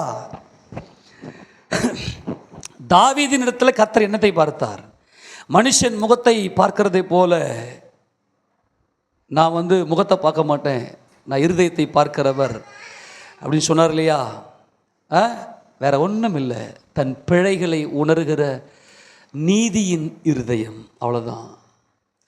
தாவீதின் இடத்துல என்ன பார்த்தார் ஆண்டவர்னா, தன் பிழைகளை உணர்கிறவன் யார்? நான் துர்குணத்தில் உருவானேன், என் தாய் என்னை பாவத்தில் கர்ப்பந்தரித்தாள். 51ஆம் சங்கீதம், இந்த வசனத்தை வாசித்து முடிக்கணும் இல்லையா? இதில் 51ஆவது சங்கீதத்துக்கு போகிறதுக்கு முன்பதாக 11ஆம் வசனம் 26 11 வாசிங்க பார்க்கலாம். நானோ என் உத்தமத்திலே நடப்பேன், என்னை மீட்டுக்கொண்டு என் மேல் இரக்கமாயிரும் என் தேவனே உமது இரக்கம். நல்லா கவனிங்க, இந்த இரக்கத்தை தாவீது டேஸ்ட் பண்ணார். அந்த இருதயத்துக்குள்ள டேஸ்ட். இந்த இரக்கம் எப்போது நீ டேஸ்ட் பண்ண முடியும்னாக்கா, தேவனுடைய அந்த இரக்கத்தை எப்போது நீங்க டேஸ்ட் பண்ண முடியும்னா, அந்த இரக்கத்தை நல்லா உத்து பார்க்கணும். எப்போது தேவனுடைய இரக்கம் உன் கண்ணுக்கு தெரியும்னா, அவருடைய சத்தியம், அவருடைய வேதத்தை உன் இருதயத்தில் பதிக்கணும். அப்படி பதிச்சா தான் உன் பிழைகளை நீ உணர முடியும். உன் பிழைகளை நீ உணரும் போது தான் தேவனுடைய இரக்கம் என் மேல எவ்வளவு பெரிதாய் இருக்கிறது என்று சொல்லி, அவர் கொடுத்த கிருபைகள் எல்லாம் அவருடைய கிருபை. நான் அனுபவித்திருக்கிற ஒவ்வொரு நன்மைகளும் அவருடைய கிருபை. கிருபைப்பா. அதனால்தான் நீங்க தாவீதுடைய வாழ்க்கையில எல்லா சிச்சுவேஷன்லையும் இந்த கிருபையை அப்பீல் பண்ணியிருப்பார். இப்போ நம்ம கடந்த பார்த்தேன் இல்லையா, சிக்லாகில் அவருடைய மனைவி, பிள்ளைகள், சொத்து எல்லாம் போயிருச்சு. அப்பா என்னப்பா போலாமா வேணாமா? ஏன்னா என் கண்ணுக்கு முன்னாடி உங்க கிருபை. ஏனென்றால் என் இருதயம் எப்படிப்பட்டது என்பதை எனக்கு தெரியும். தன் பிழைகளை உணர்கிறவன் யார்? உத்தமி யாருங்க உத்தமி யாரு? உண்மையை சொல்ற உத்தமி. நான் பாவின்னு என் இருதயத்தில் நான் பாவின்னு ஒத்துக்குச்சுன்னா, என் அழகை நான் வெறுப்பேன், என் அசைவை நான் மறப்பேன். இதுதான் தாவீது. அழகுதான் அறிவு. அந்த அழகிய கண்கள் என்பது தேவனை அறிகிற அறிவு. தேவனை அறிகிற அறிவு தான் அழகு. பல முறை நம்ம ஸ்லைடு போட்டு காட்டியே வேற மாதிரி போயிருச்சு. கர்த்தருடைய பரிசுத்த நாமத்துக்கு ஸ்தோத்திரம். கர்த்தர் என்னை மீட்டு கொண்டார். அவருடைய தயவு பெரிதாக இருக்கிறது. எத்தனை ஸ்லைடு நம்ம பல முறை போட்டு பார்த்தோம். அழகு என்பது அறிவு. ஆண் அறிவு, பெண் அறிவு. ஆக சிவந்த மேனி என்பது என் நேசர் வெண்மையும் சிவப்புமானவர். தாவீதுடைய அந்த சிவந்த மேனி என்பது எதை குறிக்கிறது என்றால் ஒப்பு கொடுத்தலும். அவருடைய கண்கள், அழகிய கண்கள் என்பது எது என்றால் மனத்தாழ்மையும். சௌந்தரிய ரூபம் என்பது எதை குறிக்கிறது? நீதி உள்ள வாழ்க்கை. சௌந்தரிய ரூபம், தேவ ரூபம். அவர் தேவனுடைய ரூபமாக இருந்தும் நல்லா புரிந்து கொள்ள வேண்டும். இந்த மனத்தாழ்மையும் ஒப்பு கொடுத்தலும் இருந்தால்தான் நீ சௌந்தரிய ரூபம், தேவ ரூபம் நம்ம அடைந்து தேவனை சந்திக்க முடியும். அதுதான் நீதி உள்ள ஒரு வாழ்க்கை. நேரமாக இருந்தாலும் வாயில மட்டும் சொல்லிட்டு முடிச்சிடுறேன். ஆக தேவன் நம்ம அவர் சமூகத்துக்கு கொண்டு புரிஞ்சு வச்சா சிவந்த மேனி, அழகிய கண்கள், சௌந்தரிய ரூபம். ஆமேனா? அப்போ அந்த சிவந்த மேனி என்பது, சிவப்பு என்பது மீட்பு. தம்மை தாமே ஒப்பு கொடுத்த கிறிஸ்துவை போல தேவ சித்தம் செய்வதற்கு தம்மை தாமே சரண்டர் பண்ணுகிறவர். அந்த அழகிய கண்கள் என்பது தேவனை அறிந்திருக்கிற அறிவு. தேவனை அறிந்திருக்கிற அறிவு. அந்த அறிவு தான் அழகிய கண்கள். அவருடைய கண்கள் மாம்சத்தை, அவருடைய மாம்சத்தை நோக்கவில்லை, தேவனை நோக்கி பார்த்தது. ஆமேன், ஆமேன். அந்த ரூபம், சௌந்தரிய ரூபம், தேவனுடைய நன்மையும் தேவனுடைய பரிபூர்ண சித்தமும் இன்னது என்று நீங்கள் பகுத்தறியத்தக்கதாக உங்கள் மனம் புதிதாகிறதுனாலே மறுரூபமாக. மறுரூபம் என்பது நீதி உள்ள ஒரு வாழ்க்கை. அப்ப தாவீது நீதி செய்கிறவராய் இருந்தார். அதனால் தான் தம்முடைய ஜனங்களுக்கு அவர் நீதி செய்தார். அப்போ தேடி பார்த்தாரு, தாவீது மாத்திரம் தான் மாட்டினாரு. அப்ப அந்த அழகிய அந்த சௌந்தரிய ரூபம் என்பது தாவீதினுடைய அந்த ஒரு நீதி செய்கிற, தன் சகோதரர்களுக்கு நீதி செய்கிற அந்த நீதி உள்ள வாழ்க்கை. அதான் 1 நாளாகமம் 18:14 வாசிக்க பார்க்கலாம். தாவீது தம்முடைய ஜனங்களுக்கு எப்படி என்ன செய்தார், சவுல் தவறவிட்ட அந்த நீதியை தாவீது செய்வதை நாம் பார்க்கிறோம். வாசிக்க பார்க்கலாம். 1 நாளாகமம் 18:14. தாவீது இஸ்ரவேலை எல்லாம் ஆண்டு தன்னுடைய ஜனத்திற்கெல்லாம் நியாயமும் நீதியும் செய்தான். நல்ல கவனிங்க, இதுதான் சௌந்தரிய ரூபம். ஆமேனா? தாவீதுடைய சௌந்தரிய ரூபம். ஆக தேவன் தாவீதை எப்படி பார்த்தார் என்றால் ஸ்பிரிச்சுவலா பார்க்கிறாரு. அவர் மாம்சத்தின்படி பார்க்கல. ஆக இந்த சிவந்த மேனி, அழகிய கண்கள், சௌந்தரிய ரூபம் என்பது கர்த்தருடைய அந்த ஸ்பிரிச்சுவல்ல பார்க்க கற்றுக்கணும். புரிஞ்சு போச்சா? அதை பார்க்காம தான் நிறைய பேர் தவற விடுறோம் இன்னைக்கு இல்லையா? நிறைய பேர் தவற விட்டுறாங்க. இதை நல்லா கவனிக்கணும். ஆக தேவன் ஆவியா இருக்கிறார். அப்போ ஆவியின் கண் கொண்டு பார்க்கிறாரு. சிவந்த மேனி, அழகிய கண்கள், சௌந்தரிய ரூபம். ஆக இப்போ தம்முடைய ஜனங்களுக்கு நீதி செய்ய வேண்டும் என்றால் இப்படிப்பட்ட மனத்தாழ்மையும் தம்மை தாமே ஒப்பு கொடுக்கிற அந்த அனுபவமும் ஒரு வினாடி கூட தாவீது அந்த கிருபை இல்லாமல் வாழ முடியாது என்பதை உணர்ந்திருக்கிறார். என் கண்ணுக்கு முன்பதாக உங்களுடைய கிருபையை மாத்திரமே நான் நோக்கி கொண்டிருக்கிறேன் ஆண்டவரே, உங்கள் சத்தியத்தில் நடப்பேன். அதுதான் மனத்தாழ்மையும் ஒப்பு கொடுத்தலும். இதை தான் அப்போஸ்தலனாகிய பவுல் தீமோத்தேயுக்கு எழுதும்போது, நான் அவரிடத்தில் ஒப்புவித்து இந்த ஒப்பு கொடுக்கிறது பாருங்க, தாழ்மை. நான் சொல்கிறது தாழ்மை இல்லை, மனத்தாழ்மை. நம்முடைய மைண்டில் அப்படியே எப்படி இருக்கும்னாக்கா ஜீரோ, அந்த ஜீரோ இது ஸ்டேட்டஸில் வந்து நின்றுப்போம். நம்ம அப்படியே நம்ம கிராஃப் போட்டுக்க ஞாபகம் இருக்குதா? கிராஃப் போட்டோம்மா மேலேயும் எக்ஸ் ப்ளஸ்லேயும் போகக்கூடாது, எக்ஸ் ஒய் மைனஸ்லேயும் வரக்கூடாது, ஜீரோவில் வந்து நிற்கணும். ஆமேன். ஞாபகம் இருக்குதா இல்லையா? அதுதான் இந்த ஒப்பு கொடுத்தல். அந்த மனத்தாழ்மை வந்து நிற்கும் மொத்தம் மேலே இருக்கிறது அப்படியே வந்து நீங்கள் நிற்கும், கீழே இருக்கிறது அப்படியே மேலே வந்து ஜீரோவில் வந்து நிற்கும். அப்படியே ஒப்பு கொடுத்தல். நான் ஒன்றும் இல்லை, எல்லாம் எனக்கு நீங்களே ஆண்டவரே. ஆக இது அப்போஸ்தலனாகிய பவுல் இதெல்லாம் உள்ளடக்கத்தான் என்ன செய்கிறாருன்னா அதை உள்ள கொண்டு வர்றார். ஏன்னா யாக்கோபு எப்படிப்பட்டவர் என்றால் மனத்தாழ்மையும் ஒப்பு கொடுத்தலும். அதான் அந்த யாப்போக்கு என்கின்ற அந்த ஆற்றங்கரையில் அவர் ஜெபித்த வேலையில், உன் பேர் என்ன? யாக்கோபு, எத்தன் தன் பிழைகளை உணர்ந்தவராய் நான் பாவி. இன்னைக்கு உங்கள் கிருபை என் கண் முன்னாடி இல்லை என்றால் என்னுடையது எல்லாம் போயிடும். அது என்னுடையதல்ல, உம்முடைய கிருபை. இதான் யாக்கோபின் சந்ததி, இதான் யாக்கோபு வம்சம். யாக்கோபு யூதா, அதே அந்த வம்சத்தை அந்த தாவீது, யூதா தாவீது, ஆபிரகாமின் சந்ததியாகிய அந்த யாக்கோபின் சந்ததியாகிய யூதாவாகிய தாவீது. இந்த தாவீதின் கோத்திரம், அதாவது யூதா கோத்திரத்தை சிங்கம், தாவீதின் வேறானவர். ஆக இந்த கான்செப்டை உள்ள வச்சு தான் அப்போஸ்தலனாகிய பவுல் சொல்றாரு, மனத்தாழ்மையோட சொல்றாரு, நான் அவரிடத்துல ஒப்பு கொடுத்துட்டேன், என் ஜீவியத்தை ஒப்பு கொடுத்துட்டேன். ஆக என்னுடைய வாழ்க்கையில் இருக்கிற ஒவ்வொன்றும் யாருடைய கிருபை? யாருடைய கிருபை? தேவ கிருபை. அப்போ தாவீது கிட்ட என்ன பார்த்தார்னா, தான் பிழையை உணர்ந்து கொள்ளுகிற நீதி உள்ள இருதயம். அந்த வசனத்தை வாசித்துட்டு பவுல் சொன்ன வசனத்தை முடிக்க போகிறோம். எடுத்து வாசிக்க பார்க்கலாம். 51வது சங்கீதம், 51வது சங்கீதம் 5வது வசனத்தை வாசிக்க பார்க்கலாம்.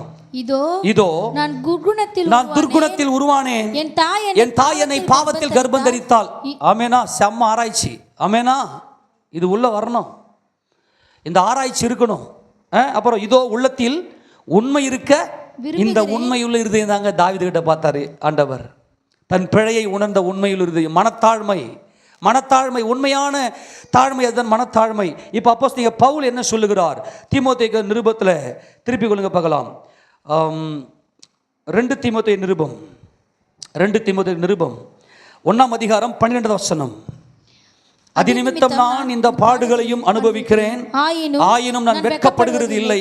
ஏனென்றால் நான் விசுவாசித்திருக்கிறவர் இன்னார். இன்னார் சொல்லுங்க. இதாங்க தாவீதினுடைய அந்த இன்னார், நான் விசுவாசித்திருக்கிற இன்னார். அவர் இரக்கம் உள்ள தேவன். ஆமேனா? கிறிஸ்தவ மார்க்கமே இரக்கம். எத்தனை பேர் இயேசு கிறிஸ்து ரட்சகர்னு சொல்லி விசுவாசிக்கிறீங்க? ஆமேனா?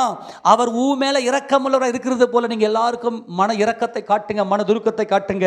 நான் விசுவாசித்திருக்கிறவர் இன்னார் என்று அறிவேன். அவர் யூதா கோத்திரத்து சிங்கம், அவர் தாவீதின் வேறானவர். ஹல்லேலூயா சொல்லுவோமா? ஏனென்றால் கிறிஸ்து தான் மனத்தாழ்மையும் ஒப்பு கொடுத்தலும். கிறிஸ்துவனுடைய தாழ்மையிலையும் ஒப்பு கொடுத்தலையும் தான் இந்த பிரபஞ்சமே சிருஷ்டிக்கப்பட்டுச்சு. ஆமேனா? அந்த இருதயத்தை தான் தாவீது பெற்றுக்கொண்டார், அதை தமக்குள்ளே உருவாக்கி கொண்டார். இது வந்து ஒரு உன்னத அனுபவம். அவ்வளோ சீக்கிரம் மனத்தாழ்மையும் ஒப்பு கொடுத்தலும் வராது. அப்போ வரணும்னாக்கா நீங்கள் ஒவ்வொரு நாளும் தேவ சமூகத்தில் போய் இரக்கத்துக்காக கெஞ்சணும். ஆக தேவன் எதை பார்க்குறாரு புரிஞ்சு போச்சா? ஆமேனா? நீங்கள் சும்மா ஏமாந்து போயிடுங்க ப்ளீஸ். கர்த்தர் பிரதிபலன் ஏந்தி வருகிற நேரம் கிட்ட நெருங்கிருச்சு. இது வரைக்கும் மனுஷனுக்கு முன்னாடி நடிச்சதெல்லாம் போதும். நான் விசுவாசித்திருக்கிறவர் இன்னார் என்று அறிவேன். அதுவே தாவீது. இப்ப கம்பீரமாய் சொல்றார், நான் தாவீதுன்றார் பவுல். நான் யாக்கோபுடா, நான் யூதாடான்றாரு. நான் யூதா, அவள் என்னிலும் நீதி உள்ளவள். ஒத்துக்க முடியுமா உன் பாவத்தை பகிரங்கமா? தைரியமா ஒத்துக்க.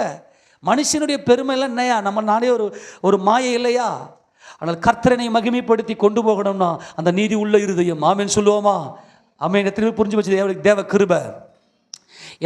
என் கண்ணுக்கு முன்னாடி இருக்கிறதுல என்னது கிருபை? சொல்லுங்க. என் கண்ணோடு இருக்குது. கர்த்தாவே உம்முடைய கிருபையை என் கண்களுக்கு முன்பாக நிறுத்தி உள்ளேன். நீ ஒன்னொன்னையும் பார்க்கும்போது ஏசப்பா பாராட்டின கிருபை. ஆமென் சொல்லுவோமா? அல்லேலூயா சொல்லுவோமா? நான் விசுவாசத்தில் இன்னார் என்று அறிவேன், நான் அவரிடத்தில் ஒப்பு கொடுத்ததை அவர் அந்நாள் வரைக்கும் காத்துக்கொள்ள வல்லவராய் இருக்கிறார் என்று நிச்சயித்து. என்னது அது? பாருங்க, இவர் டிசைட் கிடையாது, இந்த மாம்ச டிசைட் கிடையாது, அப்படியே தேவ சித்தம். இதான் அப்போஸ்தலன் பவுல் சொல்றாரு, நான் ஒப்பு கொடுத்துட்டேன், நான் என் மாம்சத்தையுமே செய்ய மாட்டேன், எனக்கு நல்லது கெட்டதெல்லாம் நான் பார்க்க மாட்டேன், இந்த வேர்ல்டு சிஸ்டத்தை நான் அப்படியே சாகடிச்சிட்டேன், நான் அவர்கிட்ட ஒப்பு கொடுத்துட்டேன். அந்நாள் வரைக்கும் அவர் பிரதிபலன் ஏந்தி கொண்டு வருகிற வரைக்கும் அவர் என்னை காத்து கொள்ளுவார். கரங்களுக்கு தேவன் சொல்லாமா? அவர் என்னை காத்துக்கொள்ள. இந்த பூமிக்குரிய காரியங்கள்லாம் ஒன்று நம்ம கூட எத்துவ போகிறதில்லமா? சகோதரனை சகோதரி, உங்களை அன்பாய் கேட்கிறேன், நீ கண்ணீரோடு கேட்ட கர்த்தர் எல்லாத்தையும் கொடுத்தார். கர்த்தருடைய பரிசுத்த ஸ்தோத்திரம். நீங்கள் நல்லா இருங்க, ஆசீர்வாதமாக இருங்க, சந்தோஷமாக இருங்க. அவையெல்லாம் இந்த பூமியோட முடிஞ்சு போயிடும். ஆனால் அவர் அந்நாள் பரியந்தம், அந்நாள் வரைக்கும், அந்த பிரதிபலன் கொடுக்கிற வரைக்கும் நான் என் தேவ சித்தம் செய்யணும், என் மாம்சத்தை நான் சாகடிக்கணும். எல்லாம் உங்கள் கிருபை, வேறு ஒன்றுமே இல்லை. இல்லை, நான் ஃபைனலாக முடிச்சிட்டேன். எல்லாம் உங்கள் கிருபைப்பா. இன்னைக்கு என் கண் முன்னாடி நான் உங்கள் கிருபையை நான் பார்க்கிறேன் ஆண்டவரே. நீங்கள் மாத்திரை மேலே கிருபை வைக்கலனா நான் என்றைக்கோ என் வாழ்க்கை முடிஞ்சிருக்கும் ஆண்டவரே. ஆமேனா? எனக்கு பாராட்டின கிருபையை நான் என்னன்னு சொல்ல ஆண்டவரே. எல்லாம் சர்வ சிருஷ்டிகர் நீர், என் மேலே வச்ச இரக்கம்னு சொல்லி ஒவ்வொரு நாளும் நீங்கள் தேவன் உங்களை நடத்தி கொண்டு வந்த பாதை, மெய்ப்பொருளை அறியாத காலத்திலும் என்னை மெய்யாக காத்தவருக்கு ஜெயம் ஜெயம். ஆமேன். நான் உங்களை அறியாதிருந்த காலத்திலும் என்னை நீங்கள் நடத்திக்கிட்டு வந்த கிருபையெல்லாம் நினச்சா நான் என்ன சொல்ல? ஆமேனா? எத்தனை விபத்துகள், எத்தனை கோர தாண்டவங்கள், எத்தனை அசிங்கங்கள், எத்தனை ஆபத்துக்கள், ஆனாலும் என் கர்த்தர் மேலே வச்ச அந்த கிருபை. ஆமேனா? மெய்ப்பொருளாகிய உம்மை நான் அறியாதிருந்த காலத்திலும் என்னை மெய்யாக காத்த என் இயேசுராஜா உமக்கு மகிமை உண்டாவதாக. அதெல்லாம் நீங்கள் நினச்சிங்கன்னா இப்போ உங்கள் இருதயத்தில் உருகி கண்ணீர் வரும் பாருங்க. அந்த கண்ணீருக்கு இருக்கிற பவர் இருக்கு, அதை துருத்தில் வச்சுக்கின்னு ஆண்டவர் அப்படியே ரசிப்பார். என் பிள்ளை என் மேலே எவ்வளவு அன்புள்ளவனாய், என் இரக்கத்தை நான் சர்வ சிருஷ்டிகர் என்பதை எவ்வளவு ருசிக்கிறார். அதுதான் தாவீது புறாக்கண்கள், தாவீதுடைய கண்கள் கலங்கியே இருக்கும். ஏனென்றால் ஒரு இதயம் முழுக்க தேவ இரக்கம், ஏசு அப்பாவுடைய இரக்கம், உன் மேலே பாராட்டின கிருபை. இன்னைக்கு ஒருவேளை சஞ்சலங்கள் இருக்கலாம், ஒருவேளை இன்னைக்கு சங்கடங்கள் இருக்கலாம், கிருபையை மட்டும் ஸ்தோத்திரம் பண்ணுங்க. அப்பா அவங்க கிருபைப்பா, அந்த கிருபையை ஸ்தோத்திரிக்க ஸ்தோத்திரிக்க ஸ்தோத்திரிக்க சூழ்நிலைகள் மாறிவிடும். ஆமென் சொல்லாமா? சூழ்நிலைகள் மாறிடும். என்னை நடத்தி வந்த பாதை மகிமையின் பாதை ஆண்டவரே, என்னை கரம் பிடித்த பாதை மகிமையின் பாதை ஆண்டவரே, நான் இன்னைக்கு வரைக்கும் நிற்பதற்கு நான் தகுதியில்லை ஆண்டவரே, உம்முடைய கிருபைப்பான்னு சொல்லி என்னை அறிந்திருக்கிறீர் என்பதை நான் அறிந்திருக்கிறேன். அந்த என்னை என்பது என்ன? என் பிழைகள், அந்த நீதி உள்ள இருதயம், நான் எப்படிப்பட்டவன் என்பதை நீர் அறிஞ்சிருக்கிறீர் என்பதை உம்மை அறிந்திருக்கிறேன் தேவனே. ஆனால் என்னை கொன்று போடாமல் என் மேலே இரக்க வைத்தீரே. ஆமேன். என் மேலே கிருபை வைத்தீரே. ஆமேன். அல்லேலூயா. ஆமேன் சொல்லுவோமா? கொஞ்சம் யோசிச்சு பாருங்க பார்க்கலாம். நம்ம செஞ்ச அதே தப்பை, அதே பாவத்தை மற்றவங்க செய்யும்போது நம்மளுக்கு என்ன பொங்குதல் வரும். அப்படியே பேக்கில் போயிட்டு, ஆண்டவரே நான் இதெல்லாம் நான் செஞ்சுன்னு, ஆனால் நீர் என் மேலே இவ்வளவு கிருபை வைத்திருக்கிறீரே, அதெல்லாம் நினச்சி உங்கள் இருதயத்துக்குள்ளே வரும் பாருங்க கண்ணீர். அந்த இருதயத்தில் இருக்கக்கூடிய அந்த ஆழங்கள், கர்த்தாவே ஆழங்களிலிருந்து உம்மை நோக்கி கூப்பிடுகிறேன், என் இருதயத்தின் ஆழத்திலிருந்து உம்மை நோக்கி பார்க்கிறேன், நீர் எவ்வளவு நல்லவர், இரக்கம் உள்ளவர். ஆமேன் சொல்லுவோமா? என் வீட்டில் இருக்கிற எல்லாமே உங்கள் கிருபைப்பா. ஆமேன் சொல்லாமா? எத்தனை பேர் சந்தோஷமாக இருக்குது? நீங்கள் கிருபையை பாடி துதிங்க, கிருபையை நல்லா ஸ்தோத்திரம் பண்ணுங்க, கிருபைக்காக தேவனிடத்தில் மகிமையை செலுத்துங்க. உங்கள் வாழ்க்கை இன்னைக்கு இருக்கிற சூழ்நிலை மாறும். புரிஞ்சு போச்சா? இப்போ உன் சூழ்நிலை எப்போ மாறும் தெரியுமா? உன் கடன் பிரச்சனை, உன் வியாதி, உன் குடும்பத்தில் பிரச்சனை, நீ நல்லா இருந்தியே, என்னை நல்லா வச்சிருந்தீங்களே அப்பா, கடனே இல்லாமல் நல்லா எல்லாருக்கும் செலவு பண்ணுற மாதிரி என்னை வச்சிருந்தது உங்கள் கிருபை ஆண்டவரே. ஆமேன். அதுக்காக கண்ணீர் வெடிங்க. அப்பா வியாதியே இல்லாமல் நல்ல பலனோடு என்னை வச்சிருந்த காலங்களுக்காக உமக்கு ஸ்தோத்திரம் ஆண்டவரே. அதுக்காக கண்ணீர் வெடிங்க. ஆண்டவர் என் கணவன் என்னோட பட்சமாக இருக்க செய்தீரே, உமக்கு ஸ்தோத்திரம். இன்னைக்கு உன் கணவன் வெறுக்கிறானா, அந்த நாளுக்காக ஸ்தோத்திரம் பண்ணுங்க, அந்த கிருபைக்காக ஸ்தோத்திரம் பண்ணுங்க. ஏன் எப்போது உங்களுடைய இருதயத்துக்குள்ள அந்த உண்மையான அந்த ஸ்தோத்திரம் வரும் அப்படின்னா, அந்த வேதம் இருதயத்தில் பதிந்திருக்கணும். அப்போதான் அந்த கிருபை நான் எவ்வளவு பெரிய பாவி என்பது என்னுடைய பிழை என் கண்ணுக்கு தெரியும். இவ்வளோ பெரிய பிழை இருந்து என் மேலே வச்ச அவருடைய கிருபை இரக்கம் எவ்வளவு பெரியது. ஆமென் சொல்லுவோமா? அப்போ நீ கர்த்தர் உங்களை நடத்தின இந்த காரியங்களுக்காக நீங்கள் ஸ்தோத்தரிக்க ஸ்தோத்தரிக்க ஸ்தோத்தரிக்க உங்கள் சூழ்நிலைகள் மாறும். ஆமேனா? எல்லாரும் முழங்கால் படியிட்டு அப்பா எல்லாரும் ஸ்தோத்திரம் பண்ணலாமா? பலவீனப்படு